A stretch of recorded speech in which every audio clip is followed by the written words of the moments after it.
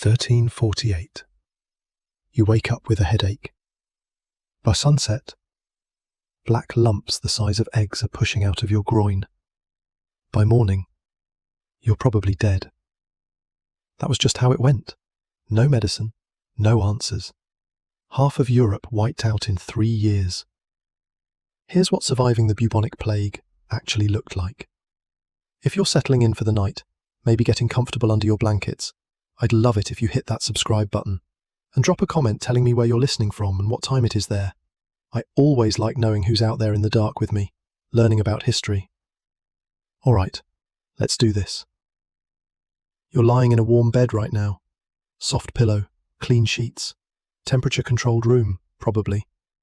Maybe you've got a phone nearby, some water, snacks if you want them. The biggest threat to your sleep tonight is probably your own racing thoughts. Or that weird sound your neighbour's cat makes at 2 in the morning. So let me take you somewhere else entirely. The year is 1348. It's late June, and you are a peasant farmer named William, living in a small village about 10 miles east of Bristol, England. You're 27 years old, which makes you middle-aged by the standards of your time. You've got a wife named Agnes, a 4-year-old daughter named Mary, and a strip of land that your family has worked for 3 generations. Your day starts before the sun does. You don't have an alarm clock. You don't need one. Your body wakes when the first grey light seeps through the gaps in your cottage walls. There's no glass in your windows, just wooden shutters that you keep closed at night to keep out the chill, and whatever might be prowling around in the darkness. Wolves are still a real concern out here. So are thieves. So are worse things that you try not to think about. The first thing you notice when you wake up is the smell. It's not a bad smell exactly, just present, always present. You're so used to it that you barely register it anymore. Wood smoke from last night's fire that's been smouldering in the central hearth. The earthy musk of the thatched roof above your head, made from bundles of dried straw that leak when it rains hard. The warm animal scent from your 2 pigs and handful of chickens that share the other end of your single-room cottage. Yeah, you sleep about 15 feet from your livestock. There's a low wattle fence separating your sleeping area from theirs, but that's it. In winter, you're actually grateful for their body heat. The floor beneath you is packed earth. Your bed is a wooden frame stuffed with straw that you replace every few months when it gets too flattened, or infested with things you'd rather not think about. There's a rough woolen blanket over you that Agnes wove herself. It scratches against your skin, but you've never known anything different. This is luxury, compared to what some folks have. You sit up slowly. Your back aches from yesterday's work in the fields. Reaping season is coming, and there's been a lot of preparation. Sharpening tools, checking the grain, praying the weather holds. Always praying. Prayer is woven into everything you do. You cross yourself as your feet touch the cold floor. Thank God for another night survived, another morning granted. Agnes is already up. You can hear her outside, feeding the chickens. She's been awake for probably half an hour, which means she let you sleep in a little. The reaping will be brutal this year, and she knows you need the rest. Mary is still curled up in her little pallet near the fire pit, her small chest rising and falling. 4 years old, and she's already helping with small tasks, carrying water, gathering eggs, learning to be useful, because in this world, everyone needs to be useful from the moment they can walk. You pull on your clothes. You've got 2 outfits. The one you're wearing now, a rough linen tunic that falls to your knees, held at the waist with a leather belt.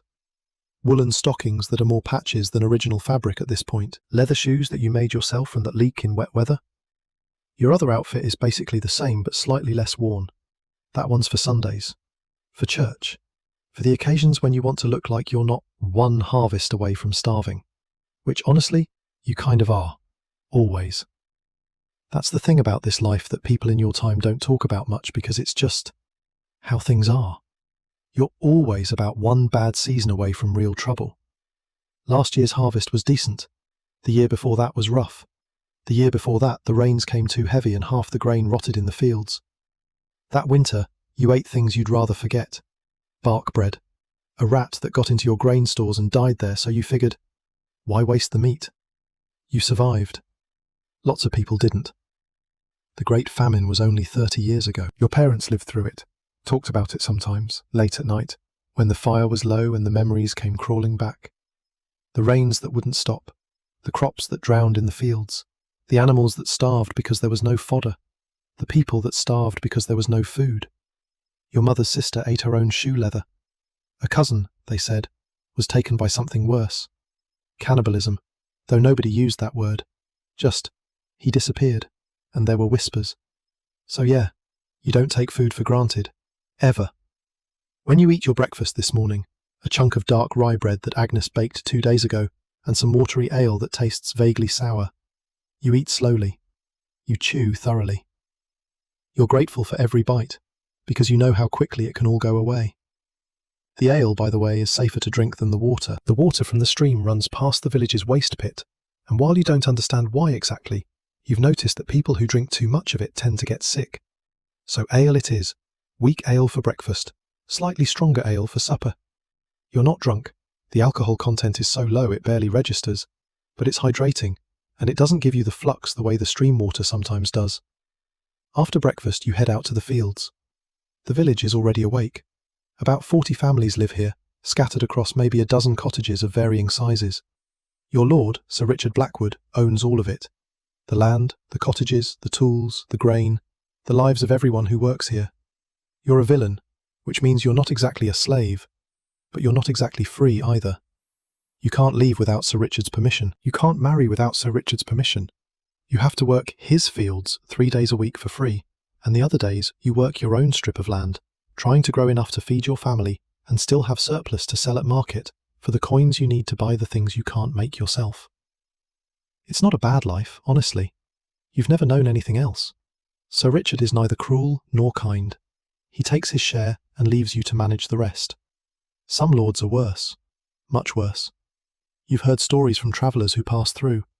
Lords who beat their peasants, who take their daughters, who work them literally to death and feel nothing about it. Sir Richard mostly ignores you, which is about the best you can hope for. The walk to the fields takes about 15 minutes, past the church, a stone building that's the largest structure in the village and the pride of the community. Past the mill, where you bring your grain to be ground, paying a fee to the lord for the privilege. Past the forge, where old Geoffrey hammers out tools and fixes whatever needs fixing. Past the village green, where the children play and the women gather to gossip and the men meet to discuss whatever needs discussing. Everyone you pass, you greet by name. They greet you back. You've known these people your entire life. You were born here. You'll die here, God willing. Your grandparents were born and died in this same village. Your great-grandparents too, going back as far as anyone can remember. This land is in your blood. These people are your people. Not friends exactly, though some of them are that too. More like extended family. You've seen them at their worst and their best. You've helped bury their dead and celebrate their weddings. You've shared food when times were hard and received food in return when you were the one struggling. It's a good community. Tight-knit, supportive. The kind of place where if your cottage catches fire, everyone shows up with buckets. The kind of place where if someone's sick, the neighbours take turns bringing food and watching the children. The kind of place where disputes get settled by the whole village, not just by individual families. You have courts for that. Manor courts, held every few weeks in the church, where the reeve and the most respected men of the village hear grievances and settle conflicts. It's not perfect justice, but it's something. The fields are laid out in the open field system, long strips of land, each one belonging to a different family, arranged side by side across rolling hills. Your strip is narrow but long, about half an acre in total, and this year you've got wheat growing on most of it, with a small section set aside for beans and peas. The wheat is coming along nicely, golden heads nodding in the morning breeze. If the weather holds for another month, you'll have a good harvest, maybe even a great one. You spend the morning weeding. It's back-breaking work. Bend, pull, straighten, move forward, bend again, hour after hour. The sun climbs higher and the heat builds. Sweat soaks through your tunic. Your hands, already calloused from years of this work, develop new blisters anyway. You ignore them. Everyone has blisters. Everyone has aches. That's just life.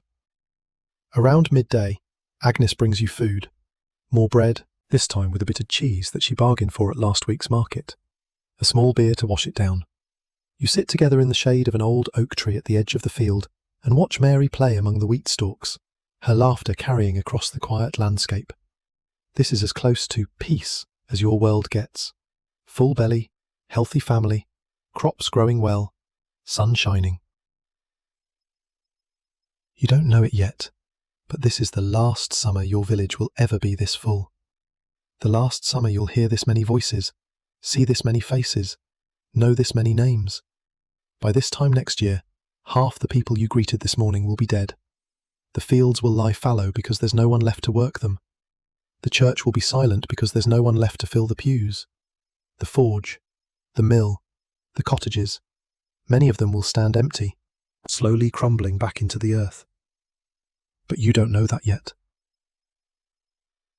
None of you do. There have been rumours, of course. There are always rumours. Travellers passing through have mentioned something bad happening far away, across the sea, in places with strange names you've never heard of. Italy, France, somewhere called Sicily, where they say ships arrived carrying nothing but dead men, entire crews wiped out by some kind of sickness. You've heard these stories and you've shrugged them off, the way you shrug off most news from the wider world. What does Sicily have to do with you? What does France matter to your wheat and your family and your village? These are problems for kings and nobles, not for peasants trying to get through another season. Besides, sickness is common. People die all the time, children especially. Agnes has been pregnant 5 times since you married her 8 years ago. 3 of those pregnancies ended in babies that died before their first birthday. 1 ended in a stillbirth. Only Mary has survived, and you thank God for her every single day. While trying not to think too hard about the ones you've lost, that's just how it is. You don't get attached too quickly. You don't name babies until they've survived their first month. You learn to hold grief at arm's length, because if you let it in fully, it would destroy you. So when someone mentions a plague across the sea, you think of the usual ailments, the sweating sickness that comes some summers, the flux that kills the weak, the mysterious fevers that take people without warning and leave the survivors shaken but alive. Bad things happen, people die, God's will, nothing new. You work until the sun starts to drop toward the horizon. Then you gather your tools, call to Agnes and Mary, and head home. Supper is pottage, a thick stew of beans and whatever vegetables Agnes could find, served in a wooden bowl that you eat from while sitting on a rough stool by the fire. Mary has her own smaller bowl. She's chattering about a frog she saw by the stream, demonstrating its hopping with her hands, and Agnes is smiling at her. And you're tired, in the good way that comes from honest labour. And for a few minutes, everything feels right. After supper, Agnes tells you something. She's been to the market in Bristol yesterday with several other village women. A rare trip, but they needed salt and some iron nails and thread, things the village can't produce. While she was there, she heard people talking. The sickness, the one from across the sea. It's closer now. Much closer. A ship came into Weymouth a few weeks ago. No one knows exactly what happened, but the sailors were sick. Very sick. And now, people in Weymouth are dying. Not a few, not the weak and the old the way it usually goes. Everyone. Young, old, strong, weak. Dropping like flies. The market in Bristol was full of fear. People buying extra supplies. People talking about fleeing to the countryside. People praying more openly than usual, crossing themselves at every corner.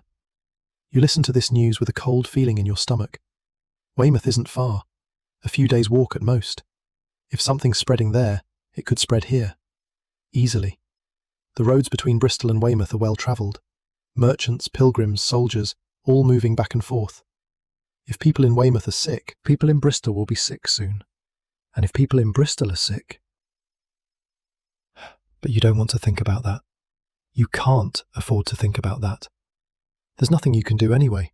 You can't flee. Where would you go? You don't have permission to leave, and even if you did, you don't have the money to survive somewhere else. Your life is here. Your land is here. Everything you've ever known is here. So you do what you've always done.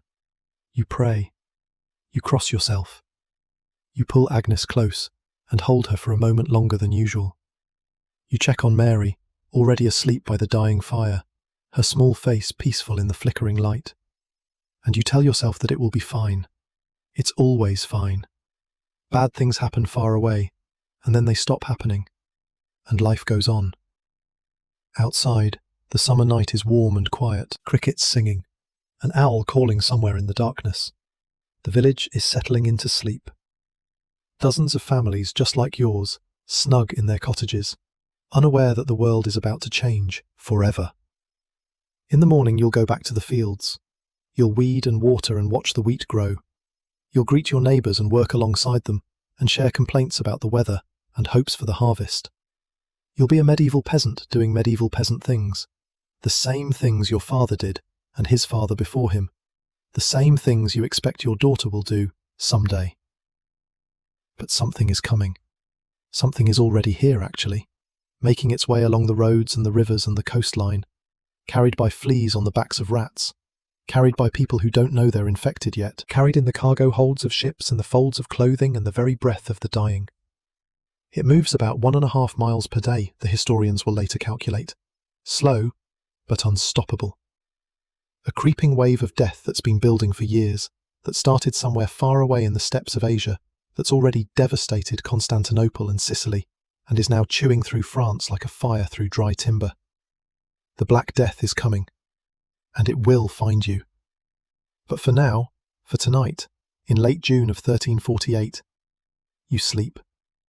You dream of wheat fields and sunshine and your daughter's laughter. You rest your tired body against the straw mattress and let the darkness take you. Outside, the stars wheel overhead, indifferent to the fates of men. The same stars that have watched empires rise and fall, that have seen 100,000 summer nights just like this one. Tomorrow will be another day of work, another day of survival, another day of the only life you've ever known. And somewhere to the south, in a port town called Weymouth, bodies are being loaded onto carts faster than the gravediggers can dig. Church bells are ringing so constantly that people have started ignoring them. And the sickness, the terrible sickness that no one understands and no one can stop, is beginning to spread. But you don't know that yet. So sleep. Rest. Let the warm summer night wrap around you like a blanket. Feel your wife breathing beside you, your daughter safe in her pallet, your animals shifting quietly on the other side of the room. This is your world, small and simple and hard, but yours. Enjoy it while it lasts. 3 weeks pass. The wheat keeps growing, the rumours keep spreading, and every day, the news from the outside world gets a little bit worse. It's the 2nd week of August now, and the heat has settled over the land like a wet blanket. The kind of heat that makes you dizzy if you work too long in the fields. The kind of heat that turns everything sluggish and slow. Even the animals seem to know something's wrong. Your pigs, usually noisy and demanding, have been quiet lately. The chickens aren't laying as well as they should. Old Geoffrey at the forge says it's the weather. Says he's seen summers like this before, where the air gets thick and strange and puts everyone on edge. But you don't think it's just the weather. A man named Robert from your village went to Bristol last week. He's a freeman, one of the few in your community who can come and go as he pleases. He has a cousin there who works as a tanner, and he wanted to check on him, bring him some smoked meat from the last pig slaughter. Robert is a good man, steady, not the type to exaggerate or get caught up in panic. When Robert came back 4 days ago, he looked like he'd aged 10 years. You were in the fields when he rode past on his old mare. You saw him from a distance, slumped in the saddle, and something about the way he moved made you put down your scythe and walk to the road. Other men did the same. By the time Robert reached the village green, there were maybe 15 of you gathered there, waiting. He didn't say anything at first, just sat on his horse, staring at nothing. Then, he started talking, and once he started, he couldn't stop. Bristol is dying. That's how he put it. Not sick, not struggling, dying. The sickness that was in Weymouth has spread there, and it's worse than anyone imagined. People are dropping in the streets, not just the poor, not just the weak, everyone. A healthy man can wake up with a headache in the morning and be dead by nightfall, sometimes faster. Robert said he saw a woman collapse in the middle of the market square, just fell down like someone had cut her strings, and within an hour she was gone. Her body lay there for most of the day because nobody wanted to touch her. Nobody knew what to do. The symptoms, Robert said, are like nothing he's ever seen. First comes a fever, burning hot, so hot that people strip off their clothes and beg for water. Then the sweating starts, a cold sweat that soaks through everything. And then, usually within a day or two, the swellings appear. Under the arms, along the neck, in the groin, lumps the size of eggs, sometimes bigger, that turn from red to purple to black. When they burst, the smell is unbearable. Some people say the swellings are filled with something rotten, like the corruption has taken root in the very flesh. Robert's cousin is dead. The whole tannery district is dead. The bishop has fled. The mayor has fled. Anyone with money or connections has left Bristol, heading to country estates or distant relatives, trying to outrun what's coming. But the people who can't leave, the ordinary people, they're trapped. The churches are packed with the sick and the dying. The graveyards are full. They've started digging pits outside the city walls, mass graves where they dump the bodies as fast as they can. And the smell. Robert kept coming back to that. The smell of a dying city. You listened to all of this with a cold knot in your stomach. Around you, the other men were silent.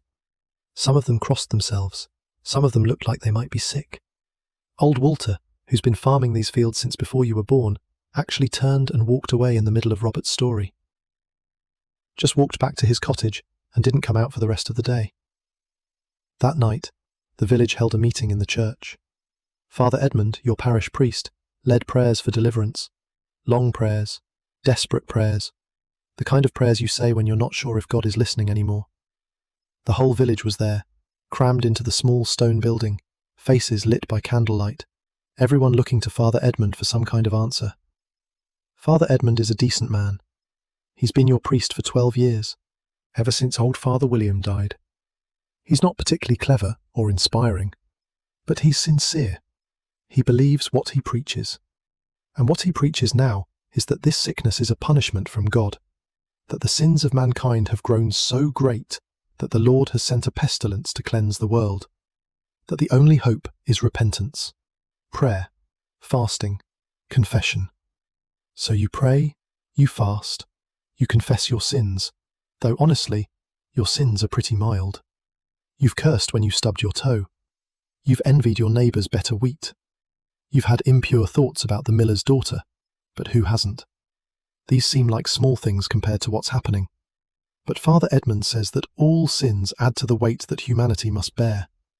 Every curse, every envy, every lustful thought, they all count. The village decides to close itself off. No travellers will be allowed in.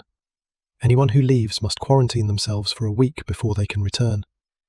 The men take turns watching the roads, turning away merchants and pilgrims and anyone else who might bring the sickness with them. It feels wrong, this hostility to strangers, this breaking of the basic rules of hospitality that your faith teaches. But what else can you do? You hear more news over the following days. A peddler who's turned away from your village tells his story to the next village over, and that story makes its way back to you through a boy who was out checking his father's fish traps. The peddler says the sickness is moving fast, faster than anyone expected. It's already reached Gloucester.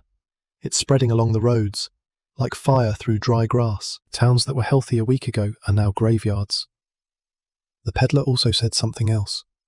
He said that in some places, people have decided that the Jews are responsible, that they've been poisoning the wells, that they made a pact with the devil to destroy Christendom.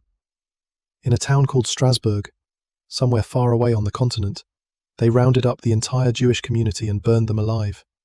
Hundreds of people. Men, women, children. You don't have any Jews in your village. You've never actually met a Jewish person in your life. But this news disturbs you in a way you can't quite articulate.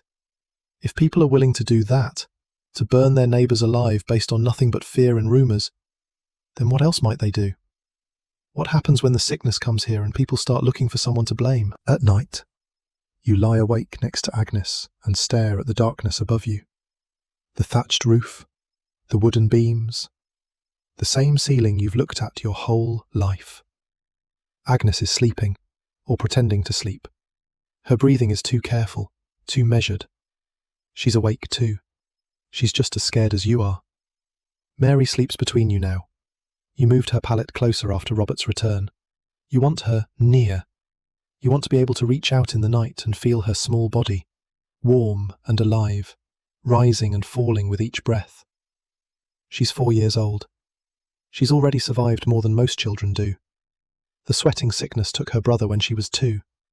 A fever took her sister last winter, a baby who never even got a name. Mary is your only living child, your only hope for the future.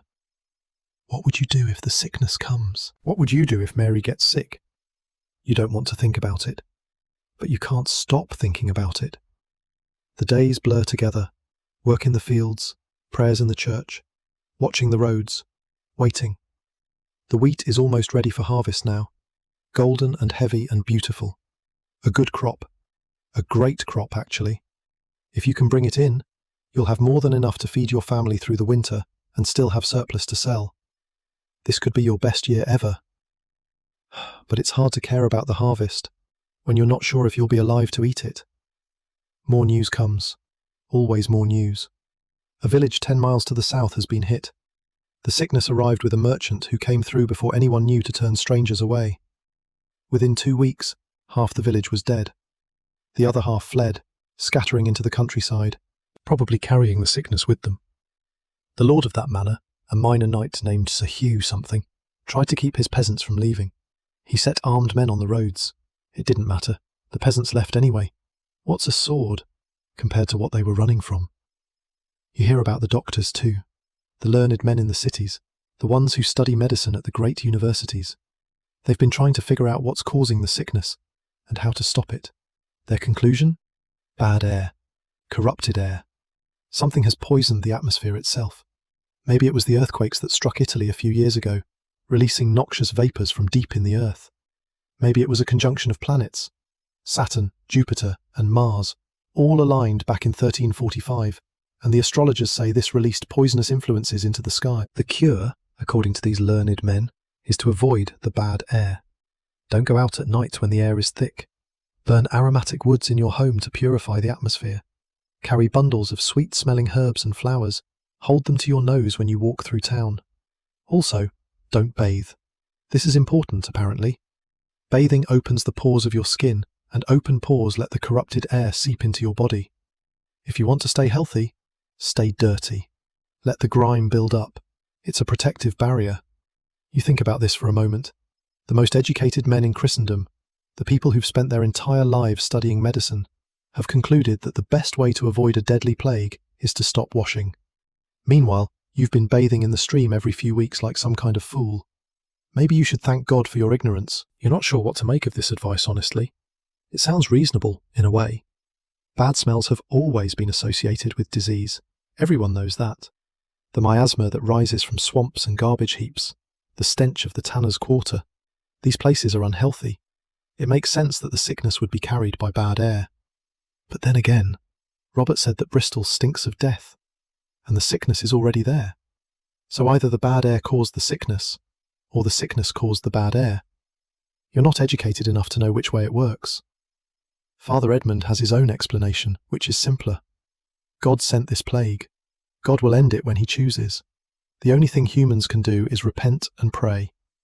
Medical knowledge, such as it is, might help at the margins, but ultimately, this is a spiritual problem that requires a spiritual solution. You find yourself praying more than you ever have in your life. In the morning when you wake up, in the evening before you sleep, quick prayers throughout the day, just a word or two thrown up toward heaven. Please God, please, spare my family, spare my village, spare me. You're not sure if God is listening. You're not sure if anyone is listening. Late August now, the heat has broken a little. Cool mornings, warm afternoons, that hint of autumn that comes every year around this time. Normally this is your favourite season, harvest season, the culmination of a year's work, the fields full of activity, everyone working together to bring in the crops before the weather turns. This year, the harvest feels different. There's an urgency to it that has nothing to do with the weather. People work faster, harder, more desperately. Get the grain in, store it away. Prepare for whatever's coming, because something is coming. Everyone can feel it. The sickness is closer now. Much closer. A village just 5 miles away reported its first cases 3 days ago. A family of 5, all dead within a week. The survivors have quarantined the cottage, nailed the door shut with the bodies still inside. No one wants to go in and retrieve them. No one wants to touch anything that might be contaminated. Your village has stayed clean so far. No fevers, no swellings, no deaths. But how long can that last? You're not isolated. You're on a road, a minor road, but still a road that connects to bigger roads that connect to Bristol and beyond. People pass through.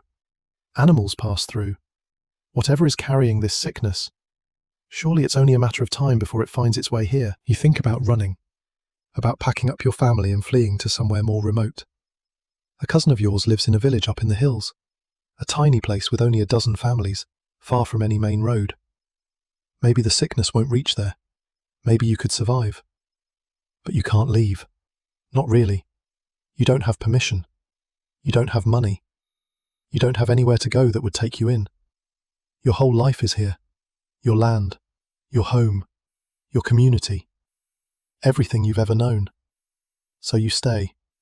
You work. You pray. You wait. And at night, in the darkness, you hold your wife and your daughter close and try not to think about what's coming.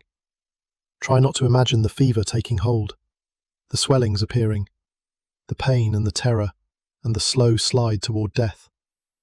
Try not to imagine digging graves for the people you love, but the imagination doesn't listen. It shows you everything anyway. Outside, the late summer night is alive with sounds. Crickets, an owl, the distant bark of a dog, normal sounds, peaceful sounds, the kind of sounds you've heard every night of your life. Agnes shifts beside you, and you feel her hand find yours in the darkness. Her fingers are rough from work, same as yours, calloused, strong. She doesn't say anything. Neither do you. There's nothing to say that hasn't already been said 100 times in your heads. You think about your father. He died when you were 14, taken by a fever that swept through the village one winter. You remember holding his hand at the end, feeling the heat radiating off his skin, watching him slip away into whatever comes next. It was terrible. The worst thing you'd ever experienced. But at least it was just him. At least the rest of your family survived. At least the village went on. This feels different. This feels like something that could take everyone. Every single person you've ever known. Every child, every elder, every young man and woman in their prime. All of them gone, leaving behind empty cottages and rotting crops and silence where there used to be life. You've never been particularly brave. You've never had to be. Bravery is for soldiers and knights, for people who face enemies they can see. What good is bravery against something invisible, something that floats in the air or hides in the water or travels in ways no one understands? Agnes squeezes your hand. You squeeze back. Whatever happens, you'll face it together. That's something at least. Maybe it's the only thing. The crickets keep singing. The owl calls out again, hunting in the darkness. And somewhere, in a village you've never visited, a family is dying right now. A mother is watching her children slip away. A husband is digging a grave for his wife. A priest is running out of prayers. Tomorrow you'll harvest wheat. You'll watch the roads. You'll pray. And you'll wait for the sickness to find you. It starts with old Marjorie. She's the one who makes cheese for half the village. 70 years old if she's a day, bent over from decades of work, but still sharp as a knife. She lives alone in a cottage at the edge of the village, ever since her husband died 8 winters ago. No children, no family left. Just her and her goats and her cheese. You've known Marjorie your whole life. When you were a boy, she used to give you scraps of fresh cheese when your mother sent you to buy some. She'd pinch your cheek and call you a good lad and tell you to grow up strong. She did that for every child in the village. Has been doing it for generations, probably. 3 days ago. Marjorie didn't come to the well for water. That's how you found out. Her neighbour, a woman named Edith, noticed that Marjorie's bucket was still hanging by her door at midday. Marjorie always got her water early, before the sun got too hot. Always, for as long as anyone could remember. So Edith went to check on her. She found Marjorie lying on the floor of her cottage, barely conscious, burning with fever. The village reacted the way you'd expect. Some people wanted to help. Some people wanted to run. Most people just stood around, not knowing what to do, looking at each other with wide eyes and hoping someone else would make the decision for them. In the end, it was Father Edmund who took charge. He organised a rotation of people to bring Marjorie water and broth, to keep her comfortable, to pray over her. He said it was their Christian duty. He said they couldn't abandon one of their own. He said that this might be an ordinary fever, nothing to do with the pestilence, and they shouldn't assume the worst. Nobody believed him, not even Father Edmund himself, probably. You weren't part of the rotation. Agnes wouldn't let you. She said you had Mary to think about. And she was right. If there was even a chance that Marjorie had the sickness, you couldn't risk bringing it home to your daughter. So you stayed away. You worked in the fields. You pretended not to notice the small group of people going in and out of Marjorie's cottage. The first day, Marjorie seemed to stabilise. The fever was bad, but she was still talking, still complaining, actually, which everyone took as a good sign. She told Father Edmund that his prayers were too long and his Latin was terrible. She told Edith to stop fussing and let her rest. She asked for her goats, wanted to make sure someone was feeding them. The second day, the swellings appeared. You heard about it from your neighbour, a man named Gilbert who had helped carry water that morning. He came to you in the fields, his face grey, and told you what he'd seen. A lump under Marjorie's left arm, already the size of a hen's egg, red and hard and hot to the touch. She couldn't lower her arm anymore because of the pain, couldn't lie on her left side, could barely speak through the fever. And a smell. Gilbert said there was already a smell, something wrong and rotten, even though she was still alive. By the third day, the lump had turned black, and there were more of them now, one on her neck, one in her groin. Her skin was blotchy, covered in dark spots that hadn't been there before. She wasn't speaking anymore, just moaning, sometimes. A low, constant sound that the people caring for her said they could hear from outside the cottage. Marjorie died on the fourth day, just as the sun was setting. Father Edmund was with her at the end. He gave her the last rites, anointed her with oil, prayed over her as she took her final breaths. He told the village that she died peacefully, that her soul was with God now. But you saw his face when he came out of that cottage. You saw his hands shaking. You saw the way he looked at the rest of you, like he was seeing the dead already. Nobody wanted to touch the body. Nobody wanted to go near the cottage. The cheese she had been making was still sitting in her workshop, half finished. And nobody wanted that either. Everything Marjorie owned, everything she touched, felt contaminated, cursed. In the end, 3 men drew lots to handle the burial. They wrapped Marjorie's body in her own bedding, carried her out to the churchyard, and dug a grave as fast as they could. No coffin, no time for that. Just a hole in the ground, and a quick prayer, and a desperate scramble to get away from the thing that had killed her. The 3 men who buried Marjorie were told to stay away from everyone else for a week. They set up camp in a barn at the edge of the village, sleeping on hay, eating food that was left for them at a distance. Their families brought them supplies but wouldn't come close. Children weren't allowed to visit their fathers. Wives called out to their husbands from 50 feet away. You watched this from a distance. You watched families torn apart by fear, people treating their own kin like enemies. It felt wrong. It felt like something fundamental was breaking in your community, some bond of trust and mutual care that had held you all together for generations. But you understood it too. You understood why they were afraid. You were afraid yourself. The day after Marjorie's burial, one of the men who had cared for her during her illness started feeling unwell. A woman named Joan, middle-aged, strong as an ox. She'd been the one who changed Marjorie's bedding and wiped her forehead with cool water. Joan developed a fever that night. The swellings appeared 2 days later. Joan was stronger than Marjorie, younger, more stubborn. She fought the sickness with everything she had. Her husband, a farmer named Peter, refused to leave her side even when everyone told him he was condemning himself. He held her hand through the worst of it, wiped the sweat from her face, tried to get her to drink water even when she couldn't keep anything down. The buboes on Joan grew larger than Marjorie's had been. By the third day, the one under her arm was the size of a small apple, stretching the skin tight, the flesh around it turning colours you didn't know skin could turn. Purple and black, and a sickly greenish yellow around the edges. It looked like her body was rotting from the inside out, like the corruption was trying to push its way through her skin. The smell was worse too. A sweet, thick, terrible smell that seeped through the walls of her cottage and hung in the air for yards around. People walked the long way around to avoid passing her door. Even the animals seemed to stay away. Joan died on the 5th day, faster than Marjorie. Maybe because she was carrying more of whatever was causing this. Maybe because the sickness was getting stronger. Maybe it was just bad luck. Nobody knew. Nobody could know. Peter sat with her body for hours after she was gone. Nobody could get him to leave. Finally, Father Edmund went in and talked to him, and Peter came out with that look on his face. That empty, hollow look that you were starting to see everywhere now. The look of someone who had lost everything that mattered. 2 more people fell sick in the days that followed, then 3 more. Then you stopped counting, because counting felt like giving up, like admitting that this was happening, that it was real, that the plague had found your village and there was no stopping it. Father Edmund held services every day now, morning mass, evening vespers, special prayers for the sick and the dying.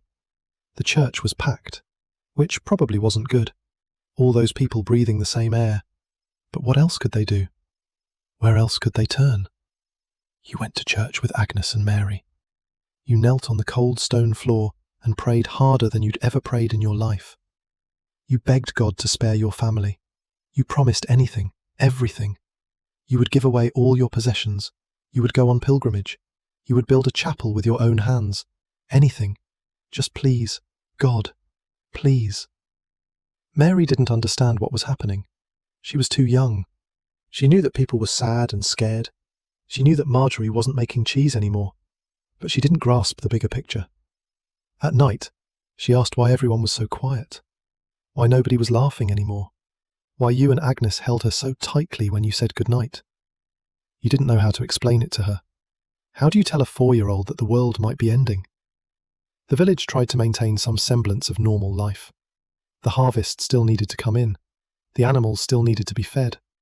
The basic machinery of survival still had to keep running, even as people died around you. But it got harder every day. Fewer hands to work the fields, fewer people to share the load. The wheat that was supposed to save you all was rotting in some places because there was nobody left to cut it. You worked longer hours, pushed yourself harder, came home so exhausted that you could barely eat before collapsing onto your bed. Agnes worked too. She took on extra tasks, helping families that had lost their workers, bringing food to the sick even though you begged her not to. She said she couldn't just stand by and do nothing. She said that if she got sick, at least she would know she'd tried to help. You wanted to argue with her. You wanted to lock her in your cottage and keep her safe. But you knew she was right. You knew that the whole village was in this, together. That if everyone only looked out for themselves, there would be nothing left worth saving. So you let her go. You watched her walk out the door every morning, your heart in your throat, and you prayed that she would come back healthy. The church bells kept ringing. They rang for every death now, which meant they rang almost constantly. The sound followed you everywhere. A mournful tolling that cut through whatever you were doing and reminded you that someone else was gone. Old Walter, Gilbert's mother, the blacksmith's apprentice, the miller's youngest son. Names and faces that had been part of your life for as long as you could remember, disappearing one by one, leaving holes that could never be filled. The churchyard filled up fast. Father Edmund consecrated a new patch of ground at the back, then another patch when that one filled too. The graves were getting shallower because there weren't enough people to dig them properly. Some were barely more than pits, bodies covered with a thin layer of soil that the rain would wash away. You tried not to look when you passed the churchyard. You tried not to think about who was under that soil, who would be next. But at night, in your dreams, you saw them all, standing in a row, silent and accusing, asking why you were still alive when they were dead. You woke up gasping, heart pounding, and Agnes was there, holding you, telling you it was just a dream. Except it wasn't just a dream, it was reality. and it was only getting worse. 2 weeks after Marjorie died, almost a quarter of your village was gone. 27 people out of maybe 115. Men, women, children, young and old, strong and weak. The sickness didn't discriminate. It took whoever it wanted, whenever it wanted, and there was nothing anyone could do to stop it. The survivors moved through their days like ghosts. Nobody smiled anymore, nobody laughed. Even the children were quiet, sensing the fear that hung over everything like a fog.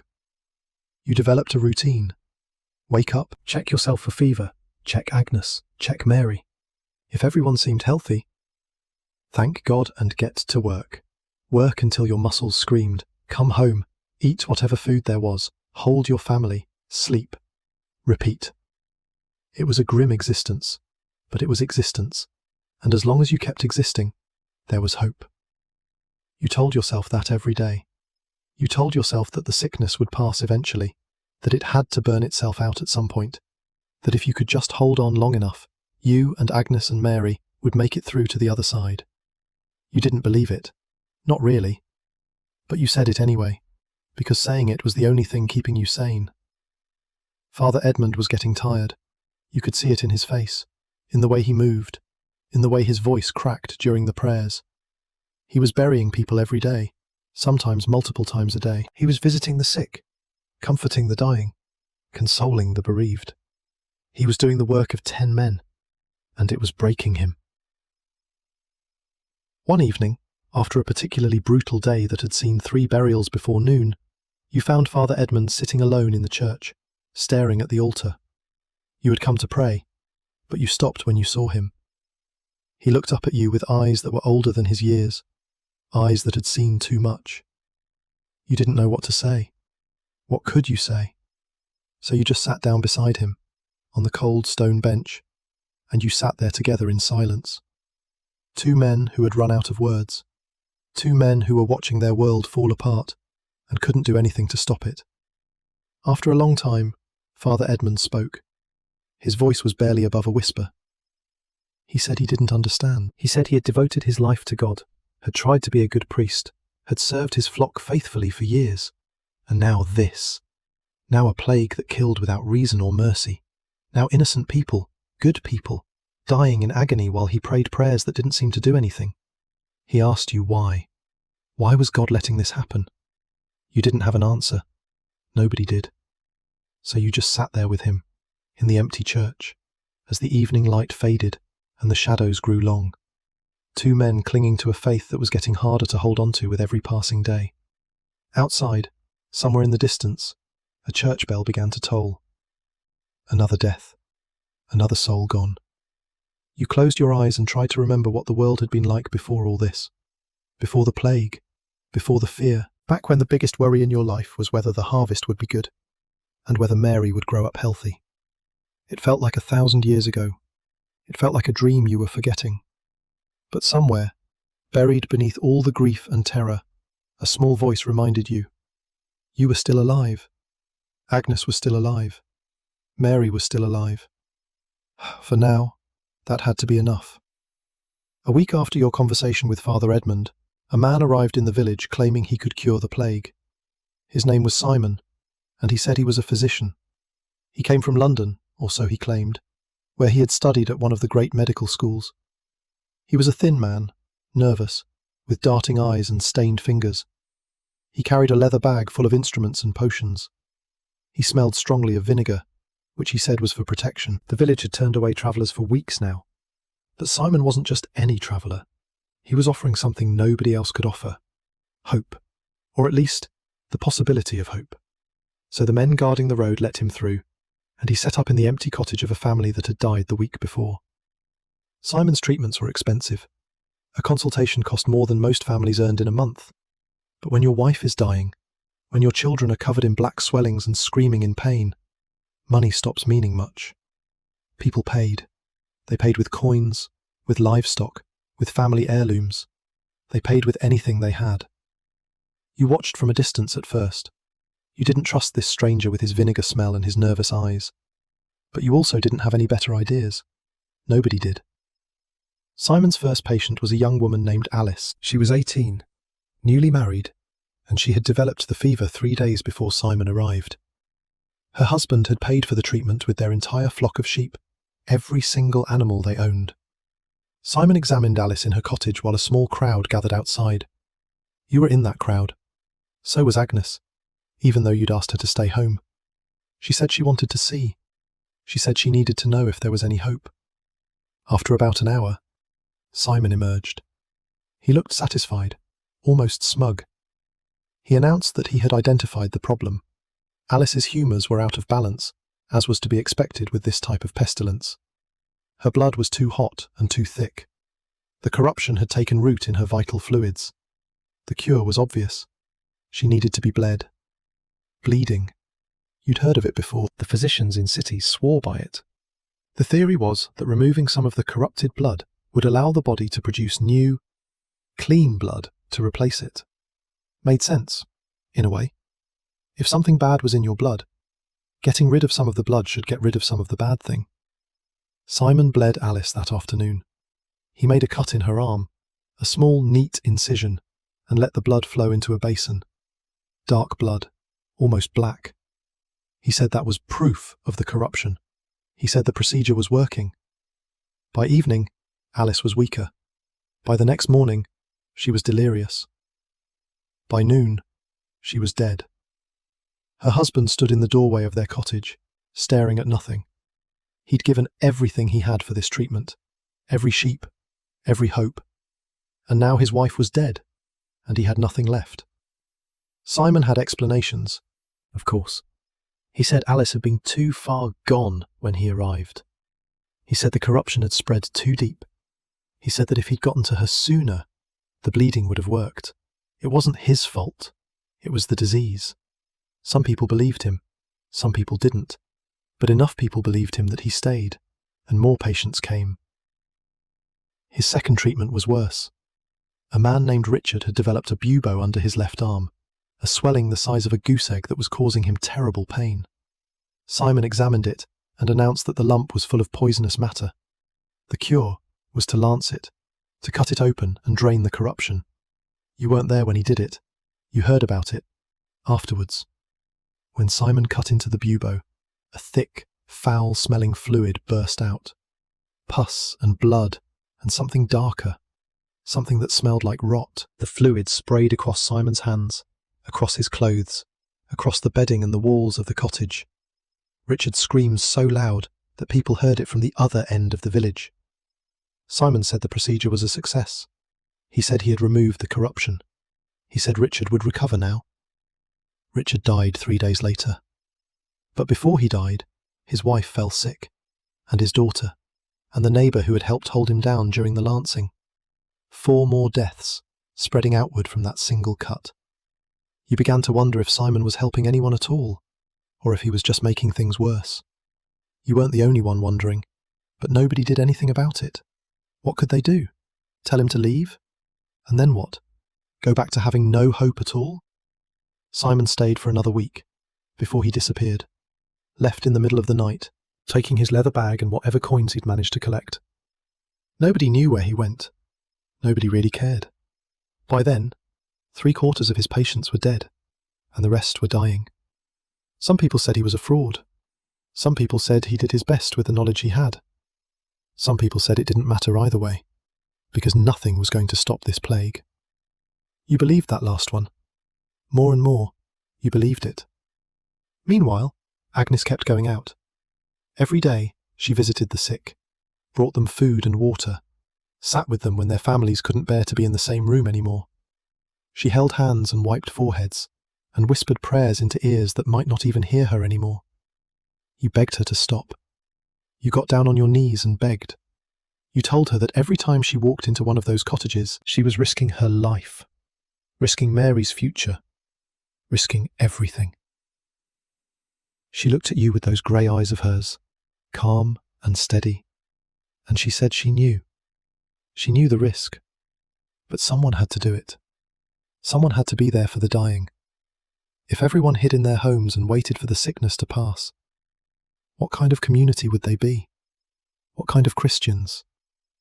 You didn't have an answer to that. You never did.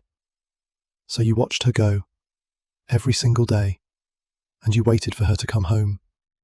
You checked her forehead for fever and examined her neck for swellings, and thanked God when she seemed healthy. Another day, another night, another small miracle. The wolves started coming closer around this time. At first, it was just distant howling. You'd hear them at night, out in the woods beyond the fields, calling to each other across the darkness. Nothing unusual about that. Wolves had always been out there. They'd always been a danger, a background threat that every villager knew about and guarded against. But now, they were getting bolder. People started seeing them in daylight. A woman gathering firewood spotted a wolf watching her from the tree line. A boy herding his family's remaining sheep saw 3 wolves following the flock at a distance, patient and unhurried. The wolves knew.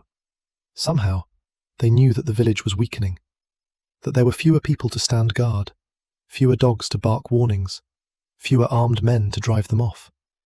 The careful balance that humans had maintained with the wilderness for generations was tilting. The wild was encroaching. One morning, you found the remains of a pig just outside the village boundary. Something had dragged it out of its pen during the night and eaten most of it. The tracks in the mud were wolf tracks, big ones. Nobody had the energy to organize a hunting party. Nobody had the time. The living were too busy burying the dead and caring for the dying, so the wolves kept coming closer, kept testing the edges, kept waiting. Then, the flagellants arrived. You'd heard rumours about them for days, strange men who travelled from town to town, whipping themselves bloody in the name of God. People said they believed that enough suffering, enough penance, could turn away God's wrath, that if they punished themselves severely enough, the plague would stop. It sounded insane. It sounded like something only desperate, broken people would do. And then, they came walking down the road toward your village, and you saw that they were exactly that. Desperate. Broken. Human beings pushed past the edge of what humans could bear. There were maybe 30 of them. They wore white robes stained brown with old blood and dirt. They walked in a slow procession, 2 by 2, singing hymns in Latin that most of them probably didn't understand. Their leader, a tall man with wild eyes and a scraggly beard, carried a wooden cross before him like a standard. The village gathered to watch them, not welcoming exactly, but not hostile either, just watching, waiting to see what would happen. The flagellants stopped in the village green, the same spot where Robert had returned from Bristol with his terrible news, what felt like a lifetime ago. Their leader planted his cross in the ground and raised his arms to the sky. He began to preach. His voice was raw, hoarse from days or weeks of shouting, but the words came out with a fierce intensity that made everyone listen. He talked about sin, about punishment, about how the plague was God's judgment on a wicked world, about how the only hope was repentance, true repentance, not just prayers and fasting, but real suffering, real pain, the kind of pain that showed God you were serious. Then, the flagellants stripped to the waist and began to whip themselves. You'd never seen anything like it. Each of them had a scourge, a leather whip with multiple tails, and at the end of each tail was a small metal spike, or a knot with something sharp embedded in it. They swung these whips over their shoulders, striking their own backs again and again. The first few blows left red welts, then the welts broke open, then the blood started flowing. It was horrifying. It was mesmerizing. You couldn't look away, even though part of you desperately wanted to. Around you, other villagers were the same. Some were crying, some were praying, some just stood there with their mouths open, unable to process what they were seeing. The flagellants kept going. 5 minutes. 10 minutes. Their backs became masses of torn flesh and running blood. Some of them were weeping as they whipped themselves. Some of them were smiling, as if they were experiencing something beautiful instead of something terrible. The leader preached throughout, his voice rising and falling with the rhythm of the whips. He said this was how to save your soul. This was how to appease God's wrath. This was how to end the plague. When they finally stopped, the ground around them was spattered with blood. The flagellants pulled their robes back on over their ruined backs, the white fabric immediately soaking through with red. They looked exhausted, barely able to stand. The leader asked if anyone from the village wanted to join them, if anyone wanted to take up the scourge and help carry the burden of humanity's sins. Nobody moved. Nobody spoke. The flagellants stayed that night, camping at the edge of the village. In the morning, they moved on, continuing their march to nowhere in particular, continuing their endless penance. You watched them go, and felt nothing but emptiness. They believed they were doing something meaningful. They believed their suffering mattered. But the plague didn't care about their bleeding backs any more than it cared about Simon's treatments or Father Edmund's prayers. It just kept killing. It just kept spreading. It just kept being what it was. That night, you held Agnes close and listened to her breathe. Mary was asleep between you, her small body warm against your side. Outside, somewhere in the darkness, you heard wolves howling. Everything was falling apart.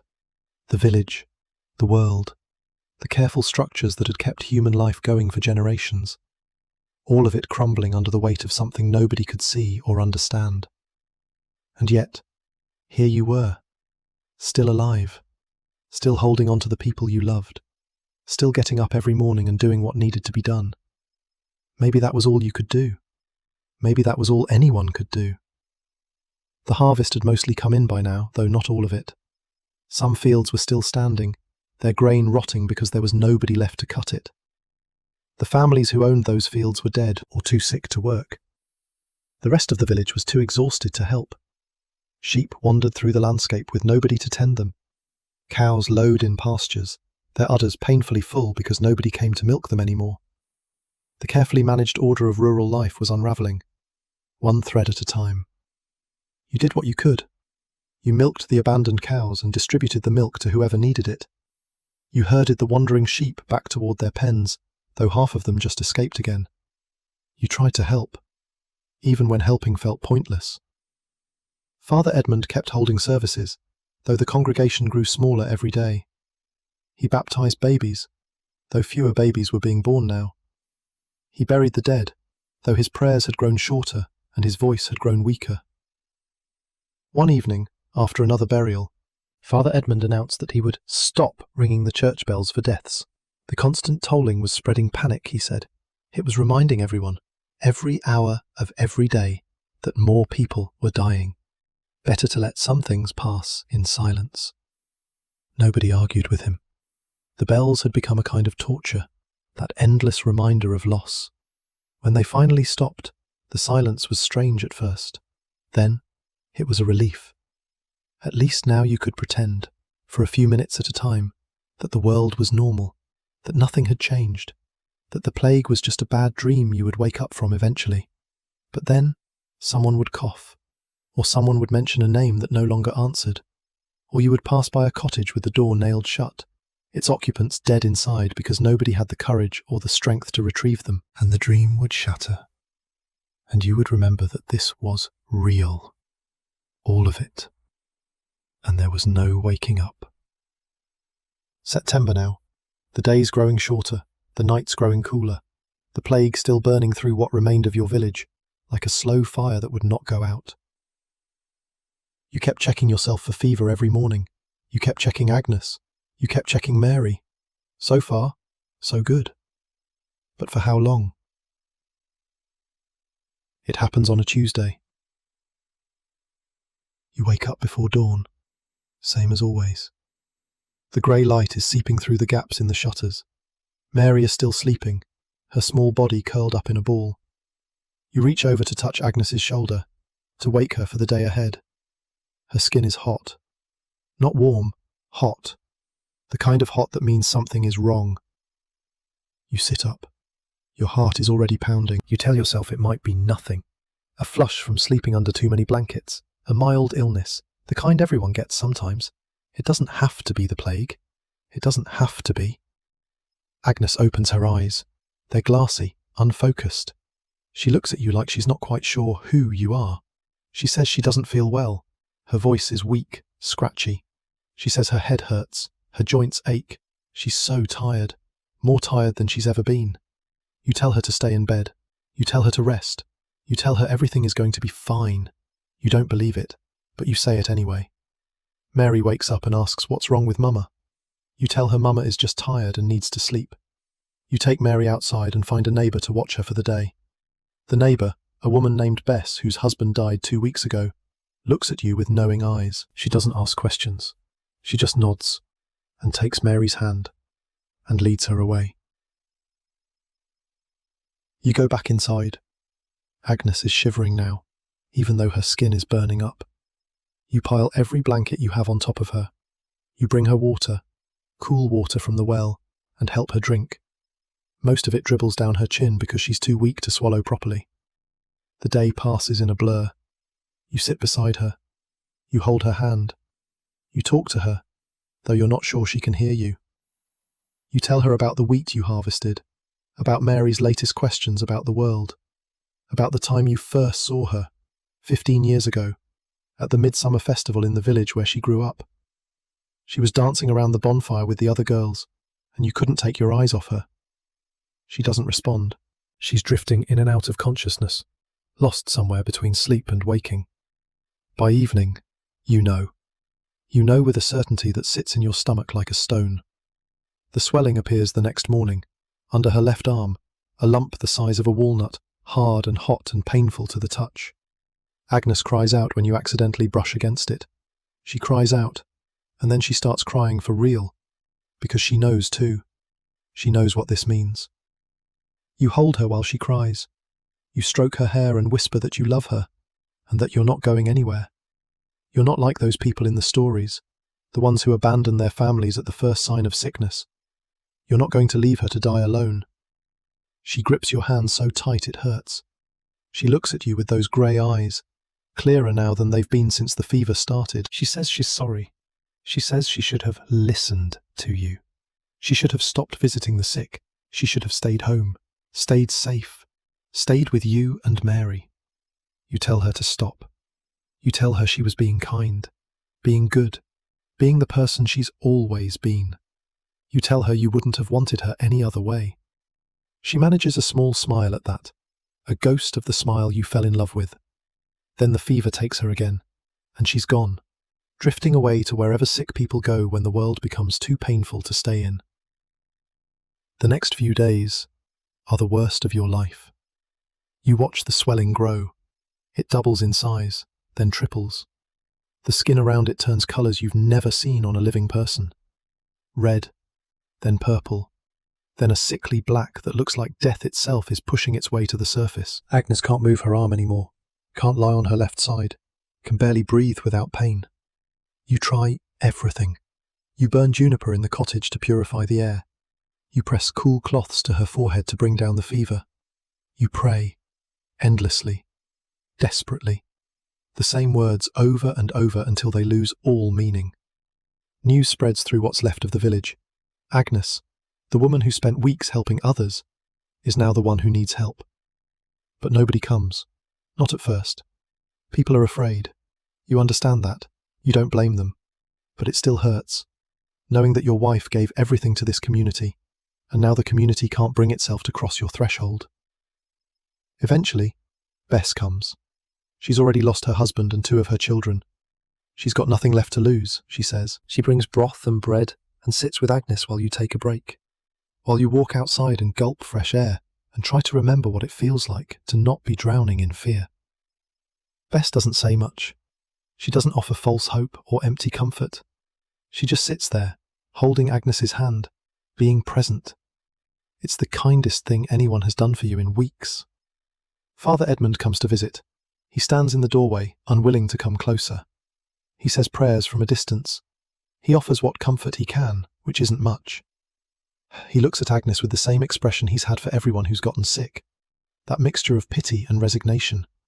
That acceptance of death. You want to scream at him. You want to grab him by his robes and demand that he do something, anything, that he use whatever power God gave him to save your wife. But you don't. Because you know there's nothing he can do. There's nothing anyone can do. You hear whispers from the village, people talking about you. Some say you should leave Agnes, the way others have left their sick relatives. They say it's the only way to protect yourself, to protect Mary. They say staying is suicide. Others say you're doing the right thing, that a man should stand by his wife, that this is what the marriage vow means. In sickness and in health, till death do you part. You don't care what any of them think. You made a promise to Agnes 15 years ago. You're going to keep it. Mary keeps asking to see her mother. Bess has been keeping her, feeding her, keeping her occupied. But Mary knows something is wrong. She knows her mother is sick. She wants to come home. You can't let her. You can't let Mary see Agnes like this. Can't let her watch her mother die. Can't risk Mary getting sick too. So you tell Mary that Mama needs to rest, that she'll get better soon, that Mary needs to be a good girl and stay with Bess for a little while longer. Mary cries. She doesn't understand. She's 4 years old. How could she understand? You cry too, once Mary is gone. You cry like you haven't cried since you were a child. Great heaving sobs that shake your whole body. You cry because you're losing your wife, because your daughter is scared and confused and you can't comfort her, because the world has become a nightmare and there's no waking up. Agnes's bubo bursts on the 4th day. You're changing the cloth on her forehead when it happens. A sound like something tearing, and then a smell that hits you like a physical blow. You look down and see the wound, gaping and wet, oozing something that doesn't look like it should come out of a human body. Agnes screams, a raw, animal sound that you've never heard from her before. She screams, and you hold her down, because she's thrashing now, trying to get away from the pain, and you don't know what else to do. When she finally goes still, when the screaming fades to whimpering and then to silence, you clean the wound as best you can. The fluid that comes out is thick and dark and smells like decay. You wipe it away with rags that you'll burn later. You bandage the wound with strips torn from your own shirt. Agnes looks up at you with eyes that are barely there anymore. She's fading. You can see it happening in real time. Whatever spark makes a person alive is dimming inside her, guttering like a candle in the wind. She whispers something. You lean closer to hear. She says to take care of Mary. She says to find someone else when this is over. Someone to be a mother to their daughter. She says she doesn't want you to be alone. You tell her to stop talking like that. You tell her she's going to get better. You tell her you won't need to find anyone else because she's going to be right here, with you, where she belongs. She smiles. That sad, knowing smile of someone who's accepted what you can't accept. You lie down beside her. You pull her close, careful not to touch the wound. You breathe in the smell of her hair, underneath the smell of sickness, finding traces of the woman she used to be. You hold her and you don't let go. Sometime during the night, Agnes dies. You know the exact moment it happens. Her breathing, which has been shallow and ragged for hours, suddenly stops. Her body, which has been tense with pain, relaxes completely. The heat of her fever begins to fade, replaced by a coldness that spreads from her extremities inward. You don't move. You keep holding her. You keep breathing, in and out, even though part of you wants to stop. Part of you wants to follow her wherever she's gone. But you can't. You have Mary. You have a daughter who needs you, who's waiting for you, who doesn't know yet that her mother is never coming home. So you hold Agnes until the first light of dawn creeps through the shutters. You hold her until your arms are numb and your tears have dried on your cheeks. You hold her until you find the strength to let go. Then you stand up. You look at your wife's body, so still now, so peaceful after days of agony. You make the sign of the cross and whisper a prayer for her soul, and you walk outside to tell the world that Agnes is dead. The morning is cold, frost on the ground. Autumn has arrived while you were watching your wife die. The seasons keep changing. The world keeps turning, even when everything that matters to you has stopped. Father Edmund comes to help with the burial. So does Gilbert, your neighbour, one of the few men still healthy enough to dig. Bess comes too, though she stands back at a distance, her arms wrapped around herself against the chill. You wrap Agnes in her own blanket, the one she wove herself, the one that's covered you both on countless cold nights. She looks smaller now than she did in life, shrunken somehow. Death does that to people, takes away whatever it is that makes them fill up space. You carry her to the churchyard, to the newest section, where the fresh graves are packed so close together There's barely room to walk between them. The older sections, the ones where your parents are buried, where generations of your family have been laid to rest, are pristine and orderly. These new graves look like wounds in the earth, raw and fresh and wrong. The hole Gilbert digs is shallow. There isn't time or energy for anything deeper. The ground is hard with the coming winter, and Gilbert is exhausted, and there are other bodies waiting to be buried. You lower Agnes into it and say the words that need to be said. You throw handfuls of dirt on top of her and watch as she disappears beneath the earth. Father Edmund's prayer is brief, shorter than it should be, but you don't blame him. He's said these words so many times now that they've worn thin. There's only so much grief one man can carry. When it's over, you stand at the grave for a long time. Gilbert leaves, Father Edmund leaves, even Bess eventually walks away. But you stay. You stay until the sun is high in the sky, and your legs ache from standing, and your eyes are dry because you have no more tears. Then you go to get your daughter. Mary runs to you when she sees you. She throws her arms around your legs and holds on tight. She asks where Mama is. She asks when Mama is coming home. You kneel down so you're at her level. You look into her eyes, the same grey as her mother's, and you tell her the truth. You tell her that Mama got very sick, that Mama tried to get better, but she couldn't, that Mama went to heaven to be with God and the angels. Mary doesn't understand. Of course she doesn't. She's 4. She asked when Mama is coming back from heaven.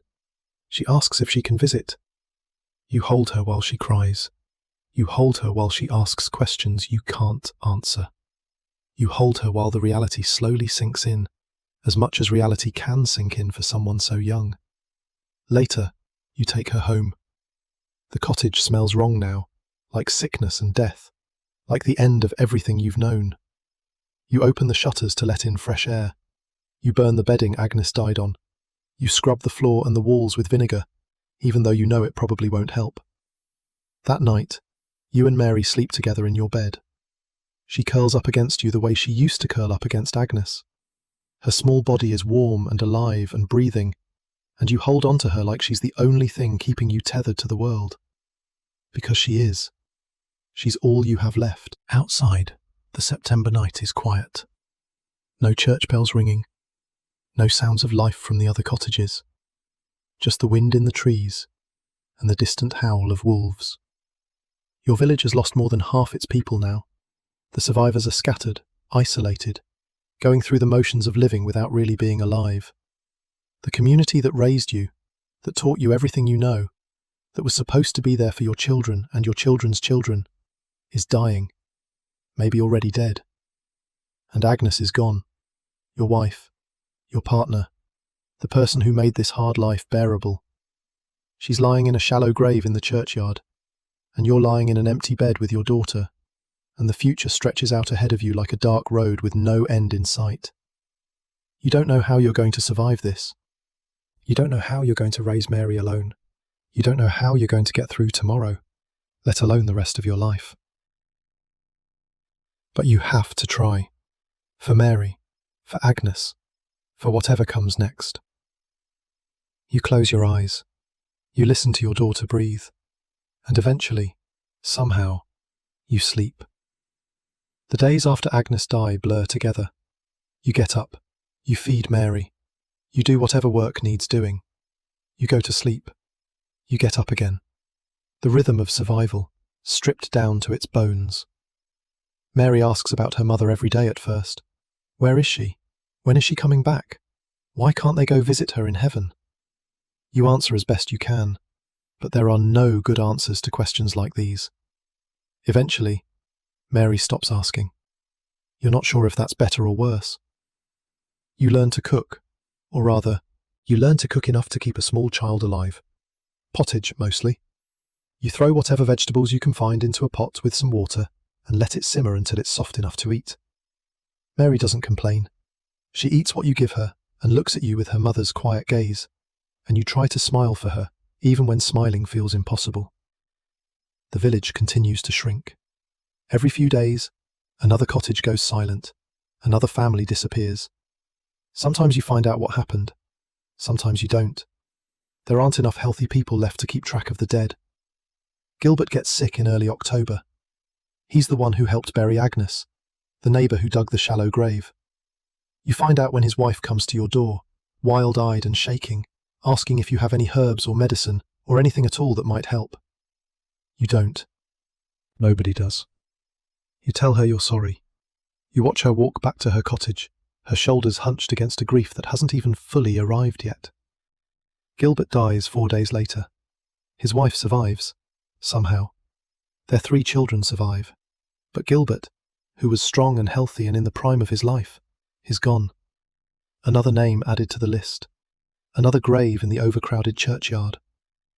Father Edmund keeps going for longer than anyone expected. He buries Gilbert.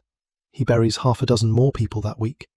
He holds services for a congregation that barely fills the first 2 rows of benches anymore. He visits the sick, blesses the dying, comforts the bereaved. He does the work of a priest even when it seems like God has abandoned everyone. And then, Father Edmund gets sick. You hear about it from Bess, who heard it from someone else. Father Edmund developed a fever 3 nights ago. He tried to hide it at first, tried to keep doing his duties, but the sickness was too strong. He collapsed during evening vespers. 2 men carried him to his cottage and laid him in his bed. Nobody knows what to do. Father Edmund is the only priest in the village, the only connection to God, or at least to the church that speaks for God. Without him, who will say the prayers? Who will give the last rites? Who will make sure the dead get into heaven?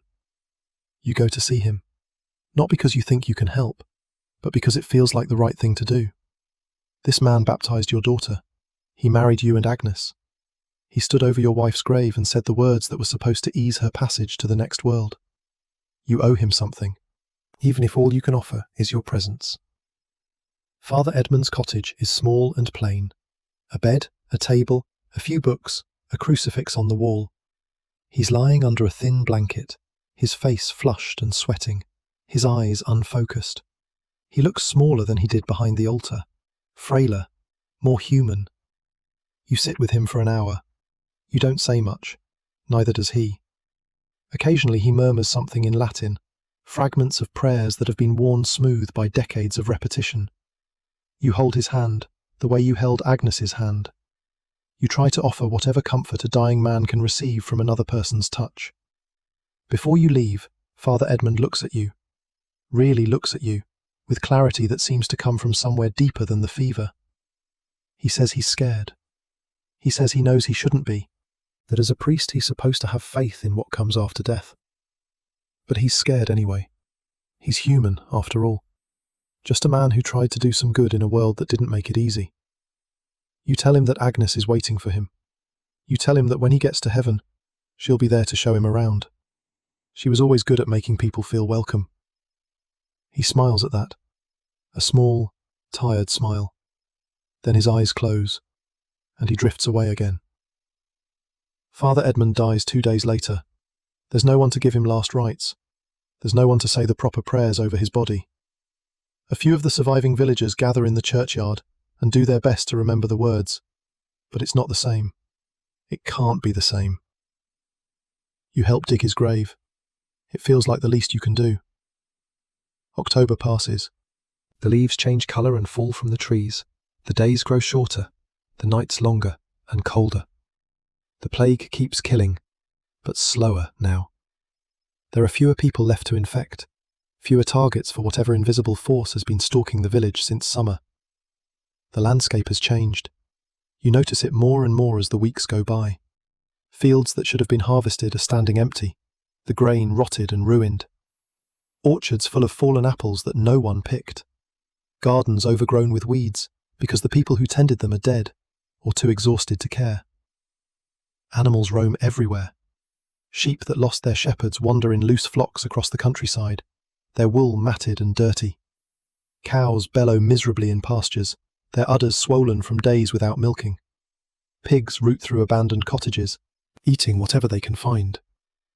The wolves are worse than the animals. You see them now almost every day. Not just at the edges of the forest, not just at night.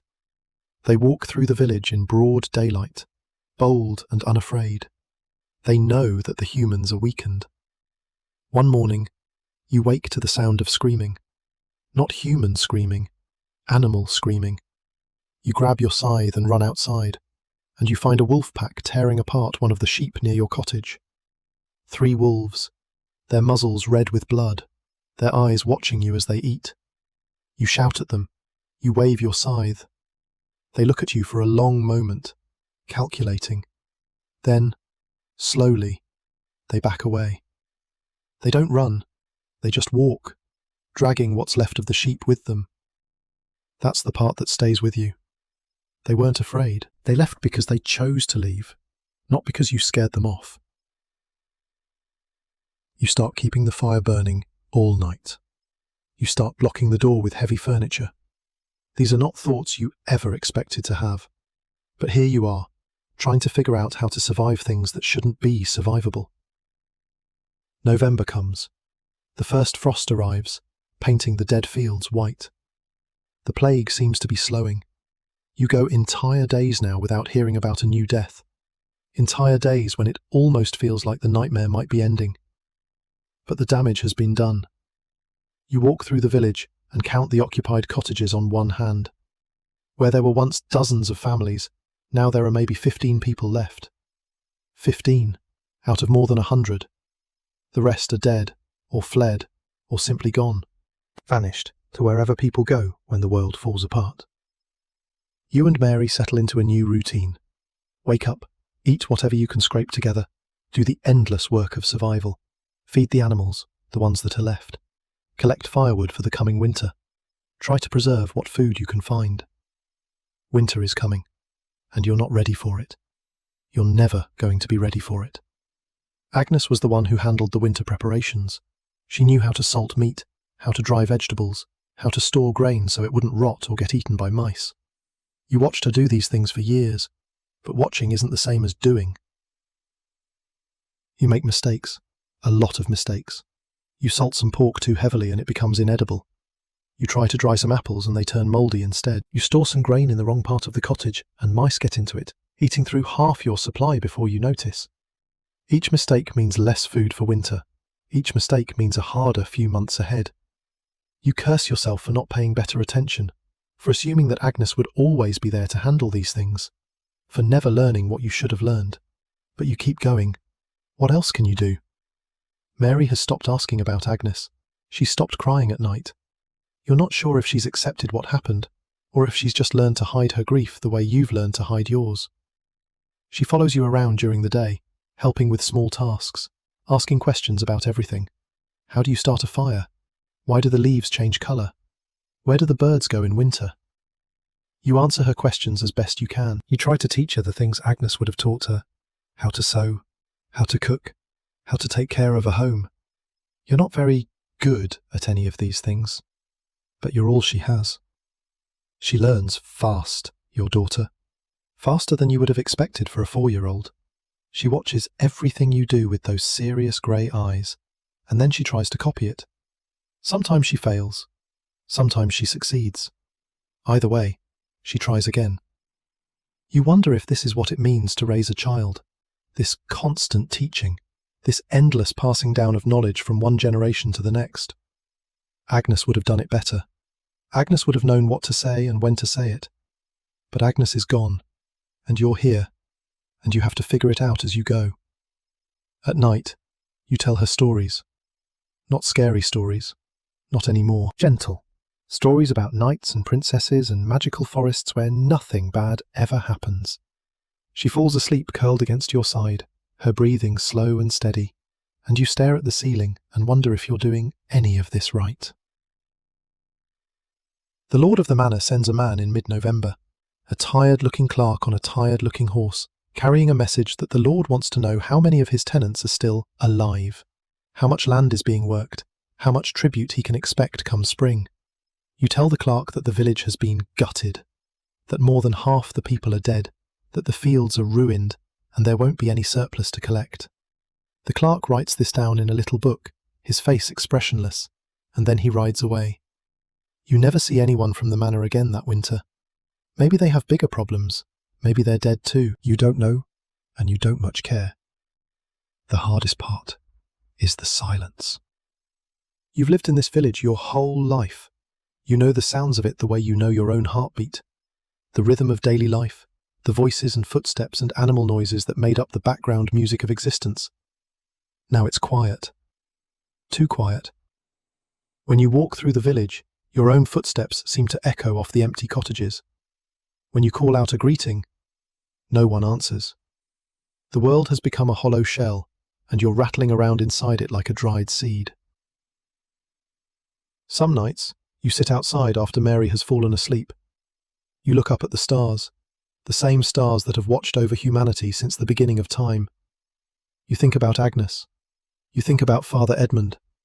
You think about everyone you've lost.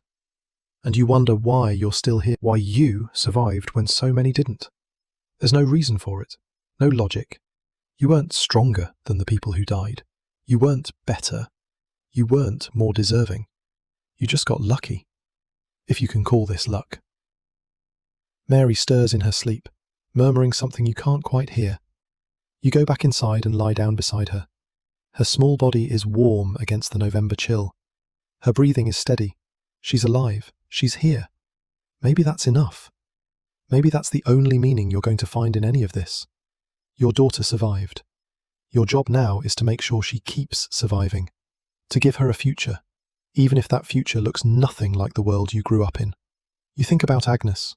What would she want you to do? She'd want you to be strong. She'd want you to take care of Mary. She'd want you to keep going, even when it feels impossible. So that's what you'll do, one day at a time, one foot in front of the other, until something changes, or nothing changes, or the world ends completely. Outside, the wind picks up, rattling the shutters. Somewhere in the distance, a wolf howls. Another one answers, closer than you'd like.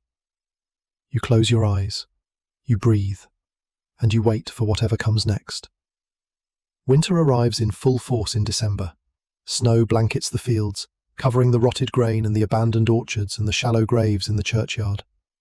Everything looks clean under the snow, white and peaceful and quiet. You can almost forget what's buried underneath. The cold is brutal, worse than any winter you can remember. You and Mary spend most of your time huddled by the fire, burning through your stockpile of wood faster than you'd like. The cottage walls let in drafts that make the candles flicker. Ice forms on the inside of the shutters overnight. Food is scarce. The mistakes you made during autumn, the poorly preserved meat and the mouse-eaten grain, come back to haunt you now. You ration everything. A little bread in the morning, a thin soup at midday, whatever you can scrape together for dinner. Mary never complains, but you can see that she's thinner than she should be. Her cheeks aren't as round as they were last summer. You trade with the other survivors when you can, a bit of your remaining grain for some of their preserved vegetables, a few hours of labour in exchange for a jug of milk. The economy of survival, stripped down to its essentials. But you survive. That's the main thing. You survive. Mary turns 5 in early December. You don't have much to give her, a wooden doll you carved yourself, clumsy and lopsided, but recognisable. You worked on it for 3 nights, whittling by firelight, cursing every time the knife slipped. Agnes could have made something beautiful. You made something that looks like it was carved by a drunk man with one eye closed. But it's the best you can do. You also managed to find a piece of honeycomb, traded from Bess in exchange for some firewood. And you tell Mary a story about a princess who lived in a castle made of ice, which you make up as you go along, inventing details on the spot, watching her face to see what makes her smile. She seems happy with these small gifts.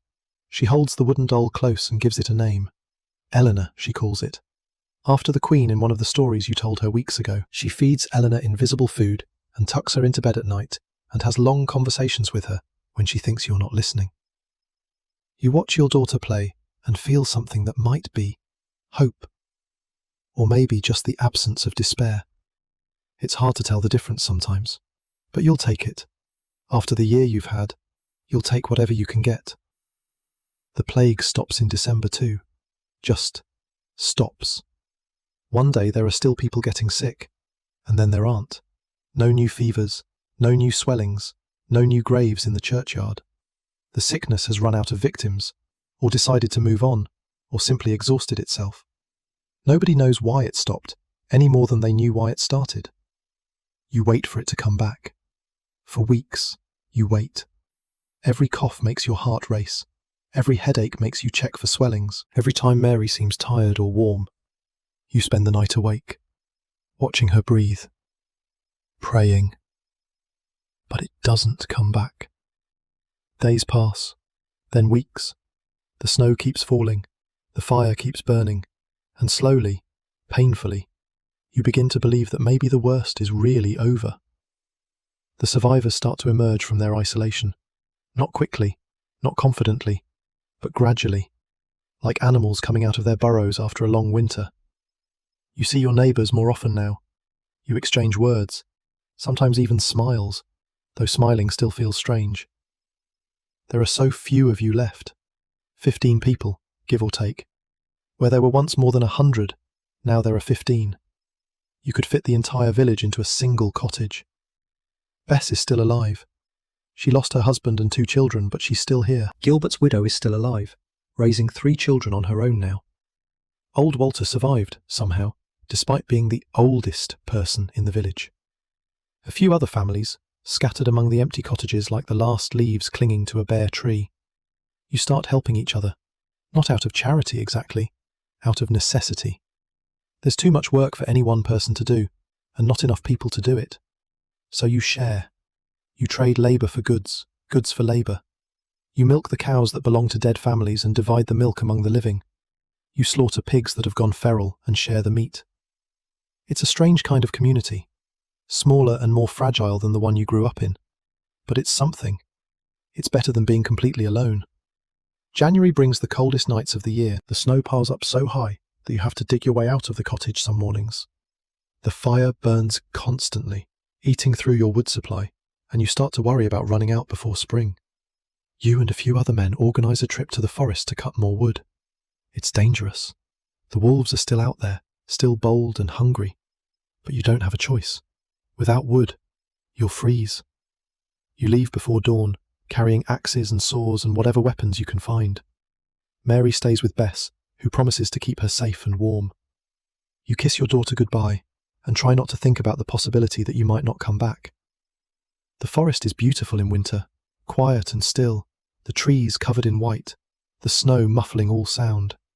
You almost forget to be afraid. Almost. The wolves find you around midday, a pack of 5, watching from between the trees, their breath steaming in the cold air. They don't attack, they just watch, evaluating, deciding. You and the other men form a circle, backs together, weapons pointed outward. You shout and bang your tools together, making as much noise as you can. The wolves watch for a long time. Then, as if on some silent signal, they turn and disappear into the forest. You cut your wood as fast as you can and haul it back to the village before dark. Your hands are blistered and your back aches, and you're more tired than you've ever been. But you have enough wood to last the rest of the winter, and you're alive. That's what matters. February brings the first thaw. The snow starts to melt, revealing the brown earth beneath. The days grow slightly longer. The worst of the cold begins to ease. And then, something happens that you didn't expect. A man comes to the village from the manor. Not the tired clerk from before. Someone more important. A steward, dressed in fine clothes that look out of place in your ruined village. He arrives on a horse that probably cost more than everything you own combined. He has guards with him, though they look nervous, like they're not sure what to expect. The steward says the Lord is concerned about his lands, about who will work them come spring, about who will pay the rents and produce the crops that feed his household. He speaks carefully, choosing his words like a man walking through a field of snakes. The steward looks around at the empty cottages, the overgrown fields, the handful of survivors standing in the snow. He looks worried, which is strange, because you've never seen anyone from the manor look worried before. Lords and their servants don't worry about peasants. Peasants worry about them. He makes an offer. Better terms for anyone willing to stay and work. Higher wages, reduced rents, freedoms that would have been unthinkable a year ago. He talks about opportunities, about the need for skilled workers, about how the survivors can negotiate from a position of strength. The words sound foreign coming from his mouth. You've spent your whole life being told what to do, not being asked. You've spent your whole life accepting whatever terms were offered because there were no alternatives. The idea that you might have leverage, that someone from the manor might actually need you more than you need them, is hard to process. But it's true. You can see it in the steward's eyes. He's scared. Not of you exactly, but of what happens if all the peasants leave. If there's no one to plant the crops and tend the livestock and do the 1,000 tasks that keep an estate running. The Lord needs workers, and there aren't enough workers to go around anymore. The other survivors pick up on this too. Old Walter, who's been a serf his whole life, who's never had any choice about anything, looks at the steward with something that might be contempt. Gilbert's widow asks pointed questions about exactly what freedoms are being offered. Bess just stands with her arms crossed, letting the silence stretch out, making the steward uncomfortable. You don't commit to anything. Neither do the others. You tell the steward you'll think about it, and he rides away looking dissatisfied. His guards glance back nervously as they go, as if they expect the peasants to chase them down the road. That night, you lie awake thinking about what this means. The plague killed half the people in your village. It killed half the people everywhere, probably, which means that everywhere, lords and landowners are facing the same problem. Too much land, not enough people to work it. For the first time in generations, maybe the first time ever, people like you have a choice. You can stay or you can go. You can demand better conditions or you can walk away. The world that existed before the plague, the world where peasants were bound to the land and had to accept whatever crumbs their lords threw them, that world is dying. Something new is being born in its place. You're not sure what that new world will look like. You're not sure if it will be better or worse or just different. But you know that nothing will ever be the same. Spring comes slowly. The snow melts, the frozen earth softens. The days grow warm enough that you don't need to keep the fire burning all the time. Mary starts playing outside again, running through the muddy paths, chasing the chickens that somehow survived the winter.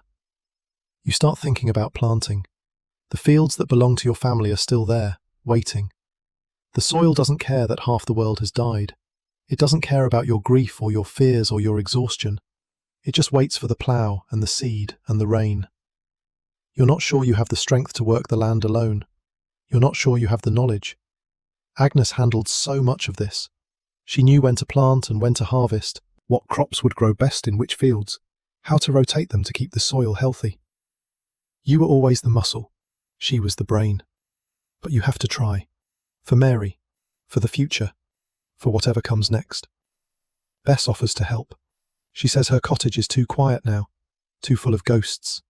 She needs something to do, something to keep her hands busy and her mind occupied. You accept her offer gratefully. Together, you start preparing the fields, clearing the dead growth from last year, turning the soil, getting ready for a planting season that will look nothing like any that came before. Mary watches you work. Sometimes she tries to help, carrying small buckets of water or pulling weeds that are taller than she is. She doesn't understand why her father and Bess are working so hard. She doesn't understand the importance of the harvest, the difference between having food and not having food. But she's learning. Every day, she's learning. The first green shoots appear in late March, tiny and fragile, pushing up through the brown earth. You kneel in the field and look at them, and feel something you haven't felt in a very long time. Hope. Real hope. The kind that isn't just the absence of despair, but something positive and growing. Life goes on. That's what you're learning. Even after the worst thing imaginable happens, even after the world ends, life goes on. The seasons turn. The crops grow. Children play and laugh and ask questions about everything. People fall in love and have babies and build new lives from the ashes of the old. You think about Agnes. You think about her every day, actually. But the thoughts are changing. They used to be sharp and painful, like a knife in your chest. Now, they're softer, gentler. You remember her smile, her laugh, the way she used to hum while she worked, the way she looked at Mary with such fierce, protective love. She would want you to be happy. You know that. She would want you to keep living, not just surviving. To find joy where you can, even in a world that has been broken and remade. You're not there yet. But maybe someday. Maybe. The nights are getting shorter now. Warmer. You can sit outside after dark without shivering, watching the stars emerge one by one in the deepening sky. Mary falls asleep earlier, tired from her adventures, and you have a few quiet hours to yourself. You use them to think, to plan, to imagine what the future might hold. It's not a habit you had before the plague. Back then, you knew what your life would look like. Work the land, raise your children, grow old, die. The same pattern your father followed, and his father before him. No surprises, no changes, no need to think about tomorrow, because tomorrow would be just like today. Now, everything is uncertain. Everything is possible. The old rules don't apply anymore. The old limits have been lifted. You can stay in this village, or you can leave. You can work this land, or you can find something else. You can be whoever you want to be, because the world that told you who you had to be is gone. It's terrifying. It's exhilarating. It's both at once. Mary stirs in her sleep, and you go inside to check on her. She's fine, just dreaming. You smooth the hair back from her forehead and whisper that you love her, that everything is going to be okay. You're not sure if that's true, but you want to believe it, and maybe wanting to believe is enough. Outside, the spring night is full of sounds, crickets starting up, frogs in the pond, an owl hunting somewhere in the darkness. Normal sounds, living sounds, the world coming back to life after a long, terrible winter. You lie down beside your daughter and close your eyes. Tomorrow there will be work to do, fields to tend, a life to build. But tonight, you rest. Tonight, you let yourself believe that the worst is behind you. And for the first time in months, you sleep without dreaming of the dead. Summer comes slowly to a world that has been through so much. The days grow long and warm. The fields that you and Bess planted in spring are thick with green now, the wheat and barley rising toward the sun. It looks like it's going to be a good harvest. Not as good as it would have been if you'd planted all the fields, if there had been enough people to work them, but good enough. Enough to get you through another year. Mary spends her days outside, playing in the sunshine. She's grown since winter, taller, stronger. Her cheeks have filled out again now that food is more plentiful. She runs through the village with energy you'd forgotten children could have, chasing butterflies and picking wildflowers, and asking questions about everything she sees. Why is the sky blue? Where do clouds come from? What makes the wheat grow? Why do chickens lay eggs? You answer as best you can, though half the time you're making things up because you don't actually know. Mary doesn't seem to mind. She just likes having someone to ask. Bess has become a fixture in your life. Not in a romantic way, not yet, though you've noticed the other survivors giving you knowing looks. She's just there, helping with the work, sharing meals, keeping Mary company when you need to be in the fields. She lost her family too, and working together seems to help both of you. It fills the silence. It makes the days feel less empty. Sometimes you catch yourself watching her. The way she moves, efficient and practical. The way she talks to Mary, patient and kind. The way she laughs at something your daughter says. A real laugh that you haven't heard from anyone in months. Agnes would have liked her. You think about that sometimes. Agnes would have wanted you to have help, to have company, to not face all this alone. She would have approved of Bess. But you're not ready for anything more than friendship. Maybe you never will be. The wound of losing Agnes is still there. Even if it's not bleeding anymore, you carry it with you like a stone in your pocket. A weight that never quite goes away. New people arrive in June. 3 families from a village to the north. Their village was hit even harder than yours, they say. Only a handful of survivors, not enough to make a community. So they left, packed up what little they had and walked south, looking for somewhere better.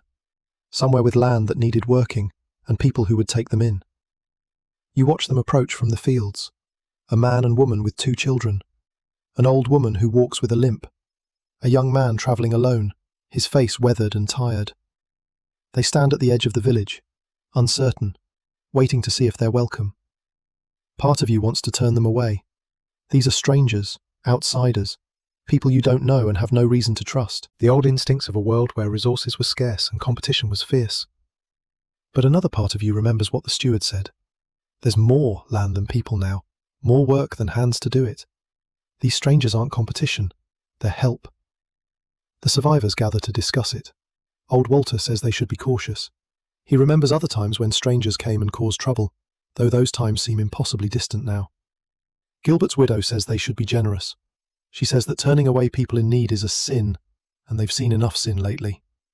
Bess says they should remember that they were all strangers once, that their own ancestors came to this land from somewhere else. In the end, you vote to let them stay. You assign them one of the empty cottages, the one that belonged to a family that died in September. It feels strange, putting new people in a dead family's home. But the dead don't need houses anymore, and the living do. You give the newcomers some of your seed grain and show them which fields they can work. The land is good, you tell them. It will produce well if they treat it right. You welcome them into your broken little community. The newcomers are grateful. The man with the 2 children, whose name is Hugh, shakes your hand and thanks you more times than you can count. His wife, a thin woman named Marjorie, cries when she sees the cottage. She says it's been weeks since they had a roof over their heads, weeks of sleeping in barns and under hedges, not knowing where they would end up. Their children, a boy and a girl about Mary's age, are quiet and watchful. They've seen too much for children so young. But within a few days, Mary has drawn them out of their shells. You see them playing together in the fields, running and laughing, doing what children do when adults stop watching. Hugh says he'll work hard. He says he won't let you down. He says God will bless you for your kindness.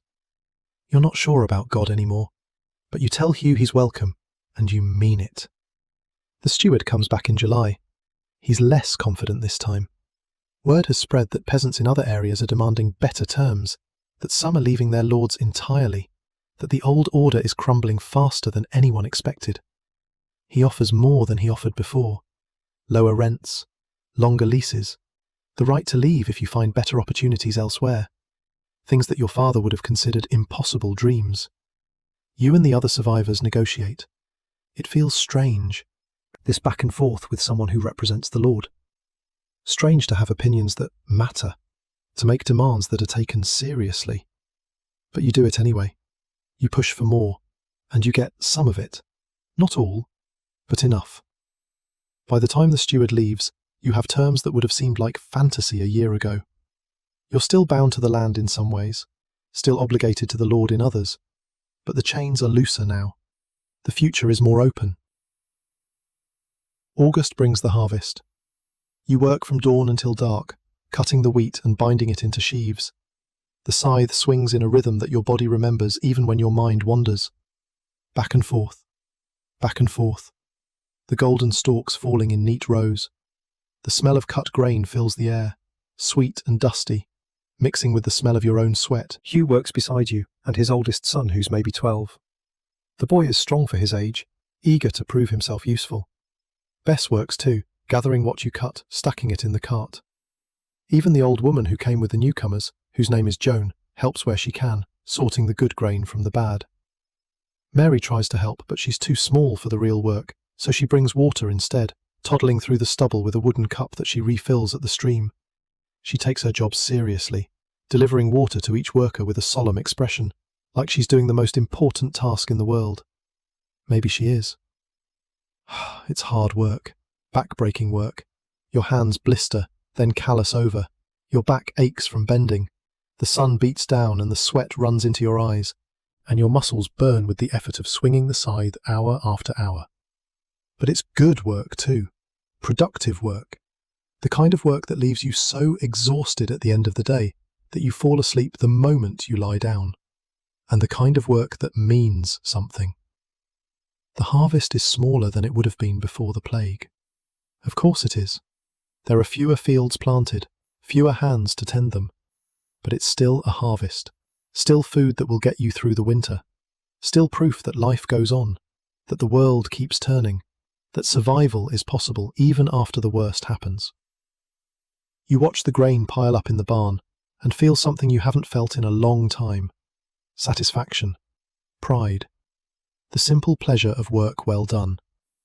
When the last sheaf comes in, you do something your village has always done. You save a small bundle of wheat and tie it into the shape of a woman. The corn dolly, they call it, a symbol of the harvest spirit, meant to be kept through the winter and ploughed back into the field come spring. It's an old tradition, older than the church probably, and Father John would say it's pagan nonsense. But you do it anyway. After everything that's happened, you'll take whatever luck you can get. Mary celebrates the harvest in her own way. She makes crowns out of wheat stalks and places them on everyone's heads. She dances around the barn, singing songs that she invents on the spot, her voice high and clear in the August evening. She makes you all laugh, which feels like a miracle. Children are resilient. That's what you're learning. They bend where adults break. They forget what adults remember. Mary still asks about her mother sometimes, still cries on the bad nights. But she's also learning to be happy again, learning to find joy in small things, learning to live. You wish you could do the same. September marks 1 year since Agnes died. You don't know the exact date, lost track somewhere in the blur of those terrible weeks, but it was around this time. You go to her grave on a clear morning, while Mary is still asleep, and you sit in the grass and talk to her. You tell her about Mary, about how tall she's gotten, how many words she knows now, how she's learning to sew with Bess's help. You tell her about the harvest, about the newcomers, about the strange new world that's emerging from the ashes of the old one. You tell her you miss her, that you'll always miss her, that there's a hole in your life where she used to be, and it will never be completely filled. But you also tell her that you're okay, that Mary is okay, that you're going to make it. You hope she can hear you. You hope she's somewhere peaceful, somewhere without pain or fear. You hope she's proud of you, of the way you've carried on, of the father you're trying to be. When you get back to the cottage, Mary is awake. Bess has made breakfast.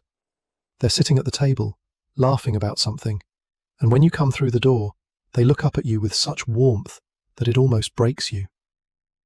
This is your life now, this small, fragile, precious thing, built from the wreckage of what came before. The autumn evenings are gentle. The heat of summer fades into something softer. The leaves begin to turn, gold and red and orange, painting the world in colours that seem almost too beautiful after everything you've been through. You sit outside after dinner sometimes, watching the sun go down. Mary curls up in your lap, drowsy from the day, her weight warm and reassuring against your chest. Bess sits nearby, mending clothes or shelling beans, the two of you talking quietly about nothing in particular. These are good moments, small, ordinary, easily overlooked. But you've learned not to overlook them anymore. You've learned that small moments are all anyone ever really has. The plague taught you that. The plague taught everyone that.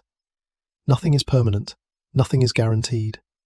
The world can change in an instant, can end in an instant, and all you can do is hold on to what you have while you have it. So you hold on. To Mary. To this life you're building. To the hope that tomorrow will be better than today.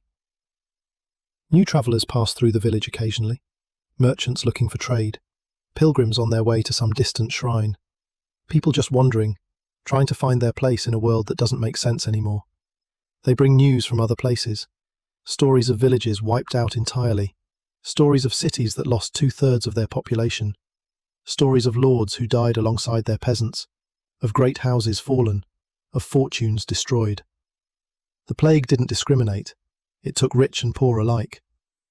But they also bring news of recovery, of fields being planted again, of markets reopening, of life slowly, painfully, returning to something like normal. The world is healing, they say. It will never be what it was, but it's healing. You believe them. You have to believe them. Mary falls asleep in your arms as the stars come out. You carry her inside and lay her in bed, tucking the blanket around her small body, watching her breathe for a moment before you leave. Bess is still outside when you come back. She's looking up at the sky, at the stars wheeling overhead, the same stars that have watched humanity struggle and suffer and survive for thousands of years.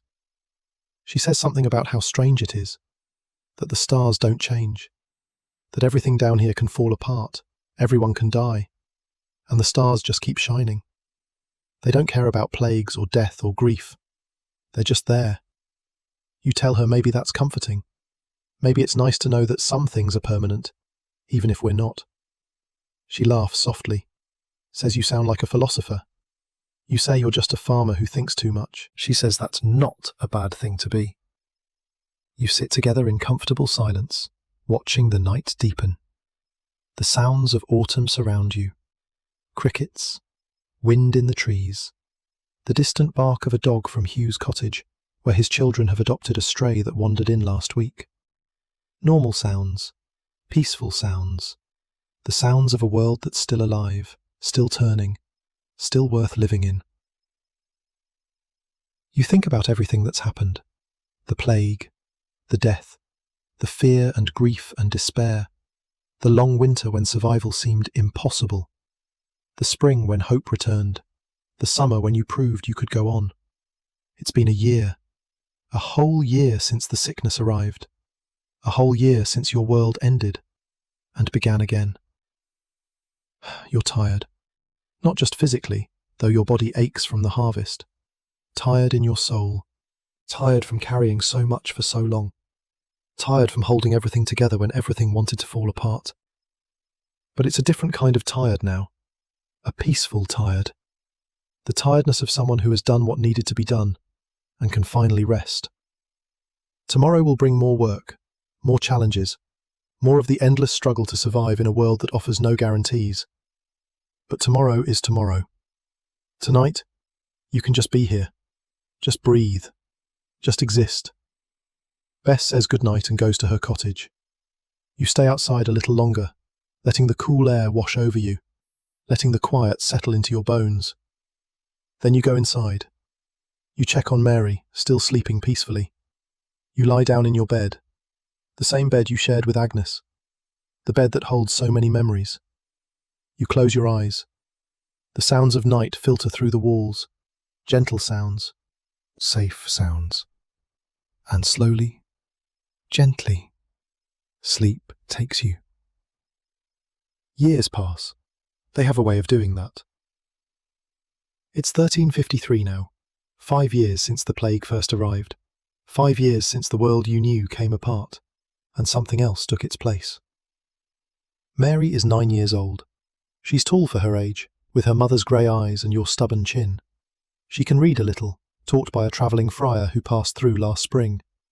She can sew better than you never could, taught by Bess, who is patient with her in ways you never learned to be. She can work the fields alongside you now, not just bringing water but actually helping with the planting and the weeding and the harvest. She doesn't remember much about the plague years. She was too young. Sometimes she asks about her mother, and you tell her stories. The way Agnes laughed, the songs she used to sing while she worked, the way she could make anything grow, could coax life out of the most stubborn soil. Mary listens with that serious expression of hers, trying to hold on to someone she barely knew. You've told her about the plague too. Not everything, not the worst parts, but enough that she understands what happened, why so many cottages in the village are still empty, why there are so few old people around, why the world she's growing up in is so different from the one you grew up in. She asked once why God let it happen. You didn't have an answer. You still don't. Some questions don't have answers, or at least not answers that make any sense. You told her that, and she nodded like she understood, though she probably didn't. Maybe nobody does. Bess became your wife 2 years ago. It happened slowly, naturally. The way things happen when two people are thrown together by circumstance and find they fit. You didn't fall in love the way you fell in love with Agnes, all at once, like stepping off a cliff. It was more like a tide coming in, gradual, inevitable. One day you woke up and realized that she was part of your life in a way that went beyond friendship, beyond convenience. And when you asked her to marry you, she said yes, like she'd been waiting for you to ask. The wedding was small, just the village gathered in the churchyard. No priest, because there still isn't one. Just words spoken under the open sky, and witnessed by everyone who survived. Mary was there, holding flowers she'd picked herself, looking both happy and sad at the same time. You understood that feeling. You felt it too. Bess is a good wife, a good mother to Mary, in the way that a stepmother can be. She doesn't try to replace Agnes. She knows better than that. She just fills the spaces that need filling, offers the help that needs offering, and loves your daughter in her own quiet way. You're not the same person you were before the plague. Nobody is. Something changed in you during those terrible months. Something fundamental. You're harder now in some ways, more practical, less willing to trust in things you can't see or touch. The easy faith of your youth, the assumption that God had a plan and everything happened for a reason, that's gone. It died with Agnes. It died with Father Edmund. It died with all the people you watched suffer and pray and die anyway. But you're also gentler in other ways, more aware of how precious everything is, more grateful for the small things. A warm meal, a clear morning, your daughter's laughter. These used to be background noise, things you took for granted because they were always there. Now you notice them. Now you hold on to them. The village has grown a little since those first dark years. New families have arrived, drawn by the promise of empty land and better terms. There are maybe 40 people here now. Not as many as before, not even half. But enough to feel like a community again. Enough to have arguments and celebrations and all the small dramas that make up human life. The church has a new priest, a young man named Father John, sent by the bishop last year, fresh from his training and full of nervous energy. He preaches about sin and redemption, about the plague being a lesson from God, about the importance of faith in dark times. The older survivors listen politely and say nothing. They've seen things that Father John can only imagine. They've learned lessons he's never had to learn. But the children listen with wide eyes. The newcomers listen with genuine attention. And maybe that's enough. Maybe faith is for the people who haven't had it broken yet, and the rest of us just pretend, for their sake. The world beyond your village has changed too. Word comes through travellers and merchants, stories from the cities and the great estates. Everywhere, the same pattern. Too few workers, too much land. Lords competing for labourers, offering better wages, better conditions. Peasants leaving their villages and finding work elsewhere, something that would have been unthinkable before the plague. The old order, the rigid hierarchy that kept everyone in their place for generations, is cracking and crumbling and falling apart. Some lords are trying to fight it. The king passed a law a few years back, something called the Statute of Labourers, trying to freeze wages at what they were before the plague, trying to force peasants to stay where they were born, to accept the old terms, to pretend that nothing had changed. It's not working. The law exists, but nobody can enforce it.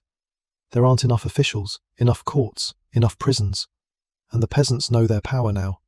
They know that their labour is valuable, that lords need them more than they need lords. They're not going back to the old ways. Not ever. You've benefited from this, in your small way. The terms you negotiated with the steward have held. Your rent is lower than your father's was. Your obligations are lighter. You have freedoms that your grandfather would have considered impossible dreams. A peasant who can leave his land if he wants to. A peasant who can negotiate his own terms. A peasant who matters. It doesn't make up for everything you lost. Nothing could make up for that. But it's something. It's a future that looks different from the past. And sometimes, different is enough. The autumn evening is cool and quiet. You're sitting outside your cottage, watching the sun go down. The sky is painted in oranges and reds, the trees dark silhouettes against the fading light. Somewhere in the village, someone is playing a pipe, a simple tune that drifts through the air like smoke. Mary is inside with Bess, helping with dinner. You can hear them talking, the low murmur of voices, the occasional laugh. Normal sounds, family sounds, the sounds of a life that you built from nothing, from ashes and grief and stubborn refusal to give up. You think about Agnes. You still think about her every day, though the thoughts are softer now, more like memories than wounds. You can remember her face without crying. You can say her name without your voice breaking. She's part of you still, will always be part of you. But she doesn't hurt the way she used to. You hope she would be proud of you, proud of the father you've become, the husband, the man. Proud of the way you kept going when giving up would have been so much easier. Proud of Mary, who's growing up strong and curious and kind. You think she would be. The world that existed before the plague is gone.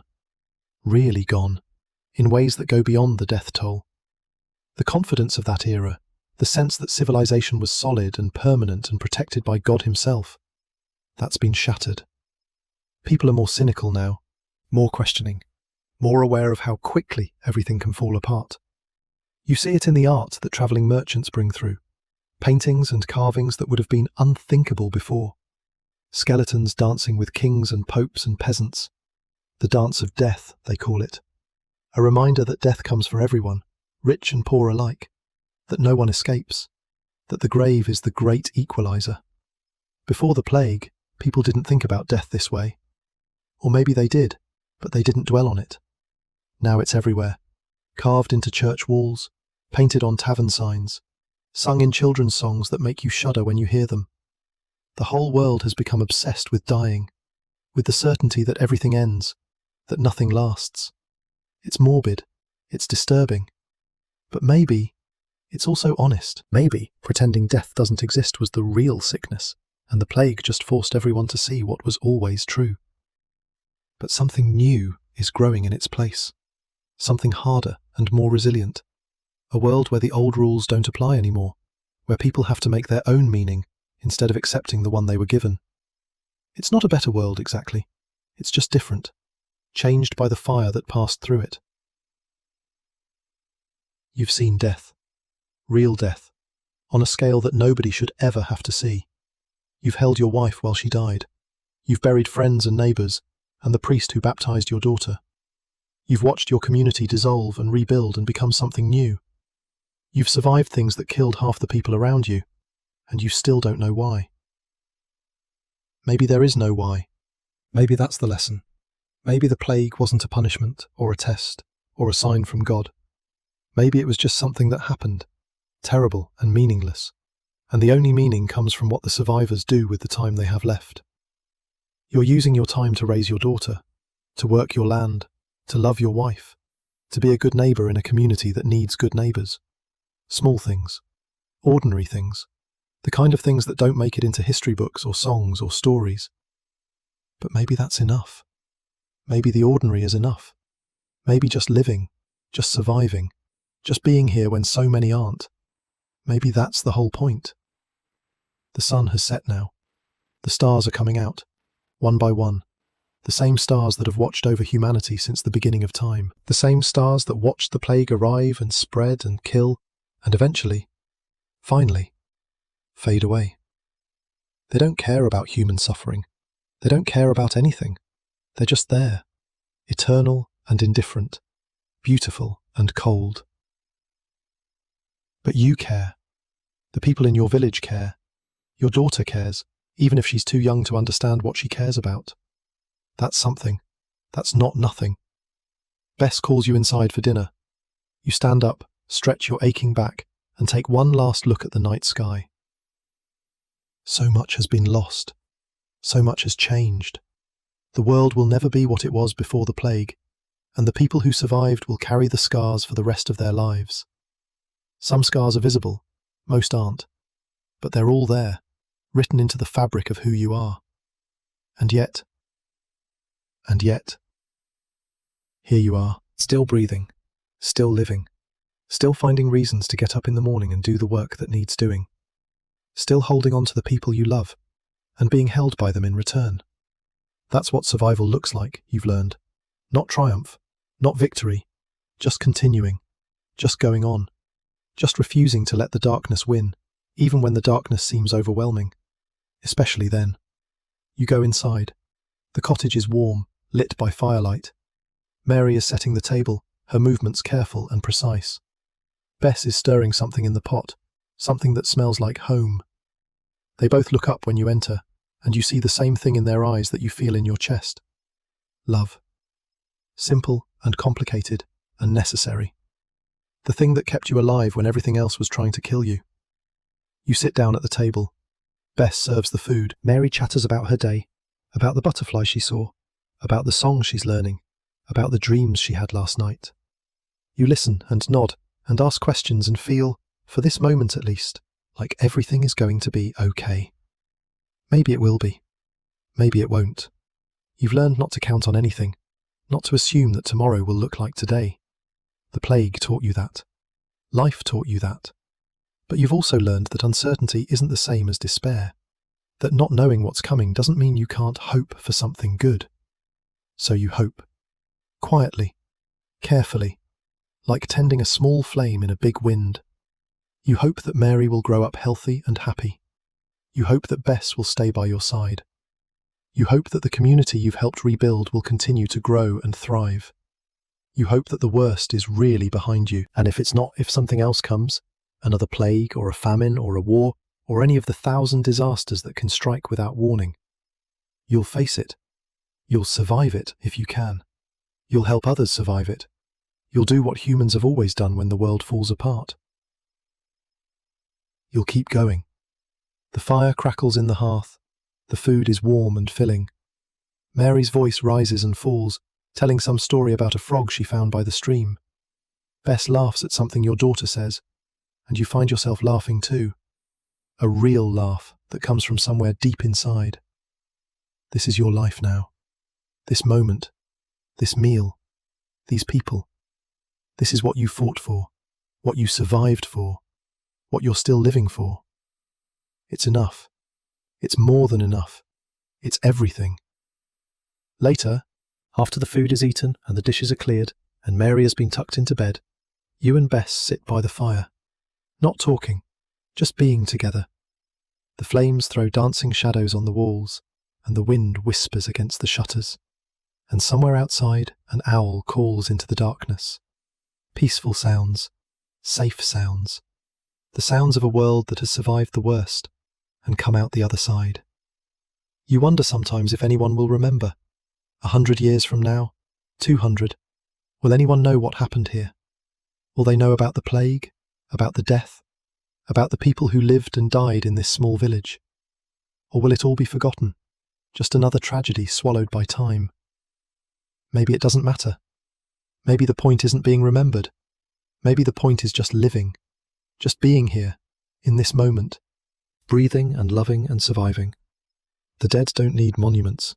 They need the living to keep going, to build something worth having, to make sure their suffering meant something. You're doing that, or trying to anyway. Every day you get up and work and take care of your daughter and love your wife. You're doing that. Every ordinary moment is a victory. Every peaceful night is a gift. The fire burns lower. Bess yawns and says she's going to bed. You tell her you'll be there soon. She kisses your forehead and disappears into the darkness of the back room, and you're alone with the embers and your thoughts. You think about the future. Not your future, but the distant future. Hundreds of years from now. Will people remember what happened here? Will they know about the plague, about the death, about the way entire villages vanished in a matter of weeks? Maybe they'll read about it in books. Maybe they'll think of it as ancient history, something that happened long ago to people very different from themselves. Maybe they'll feel safe in their distance, protected by the centuries between then and now. But here's the thing about plagues. They come back. Not the same plague, maybe, but something. Disease doesn't care about progress or knowledge or all the things people build to feel safe. It just waits. And when the conditions are right, it returns. Someday, far in the future, people will face something like what you faced. Not the same, but similar enough. The fear, the isolation, the uncertainty, the terrible question of who will live and who will die. And when that day comes, maybe they'll think of you.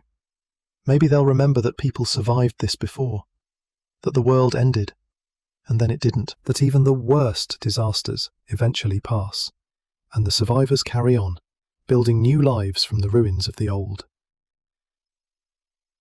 Maybe that's the real lesson. Not that bad things happen, everyone knows that, but that people endure, that they find ways to keep going even when everything falls apart, that survival is written into the human heart, deeper than fear, deeper than grief, deeper than anything. You hope they remember that, whoever they are, wherever they are, whenever they live. You hope they know they're not alone, that others have walked this path before them, that the darkness always ends, eventually, and the light always comes back.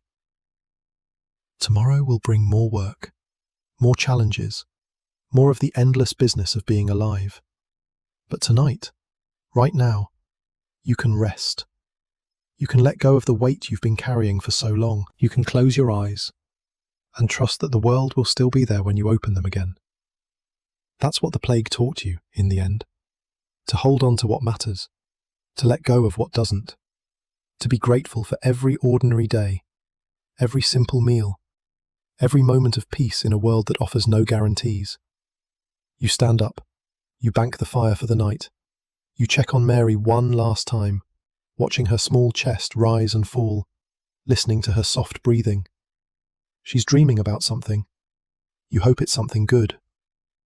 Then you go to bed. The sheets are cool against your skin, but they warm quickly. Bess shifts beside you, already half asleep, and you curve your body around hers, finding the comfortable position you've found 1,000 times before. The cottage is quiet. The village is quiet. The whole world seems quiet, holding its breath, waiting for whatever comes next. You close your eyes. You've survived the plague. You've buried your wife and rebuilt your life, and raised your daughter and found love again. You've seen the worst that humanity can face, and you've come through it. Not unchanged, not unscathed, but alive.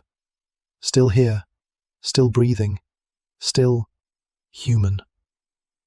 And now, after everything, after all the fear and the grief and the long, hard work of survival, you can finally rest. The darkness wraps around you like a blanket. Your breathing slows. Your thoughts drift and fade, carried away on the current of sleep. Somewhere outside, the stars keep their silent watch. The seasons will turn. The years will pass. The world will change in ways you can't imagine, can't predict, can't control. But that's tomorrow's problem. That's the future's burden to bear. Tonight, you sleep. Tonight, you dream. Tonight you let go of everything and trust that the morning will come, the way it always has, the way it always will.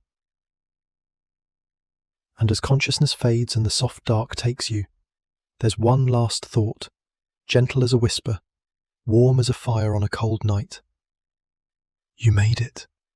You survived. And that's enough. That's always been enough. Sleep now. Rest. Let the story end, and the peace begin. Tomorrow the sun will rise, and life will continue, and the world will keep turning the way it's turned for 1,000 years, and will turn for 1,000 more. But for now, just for now, there's only this. Only the quiet. Only the dark.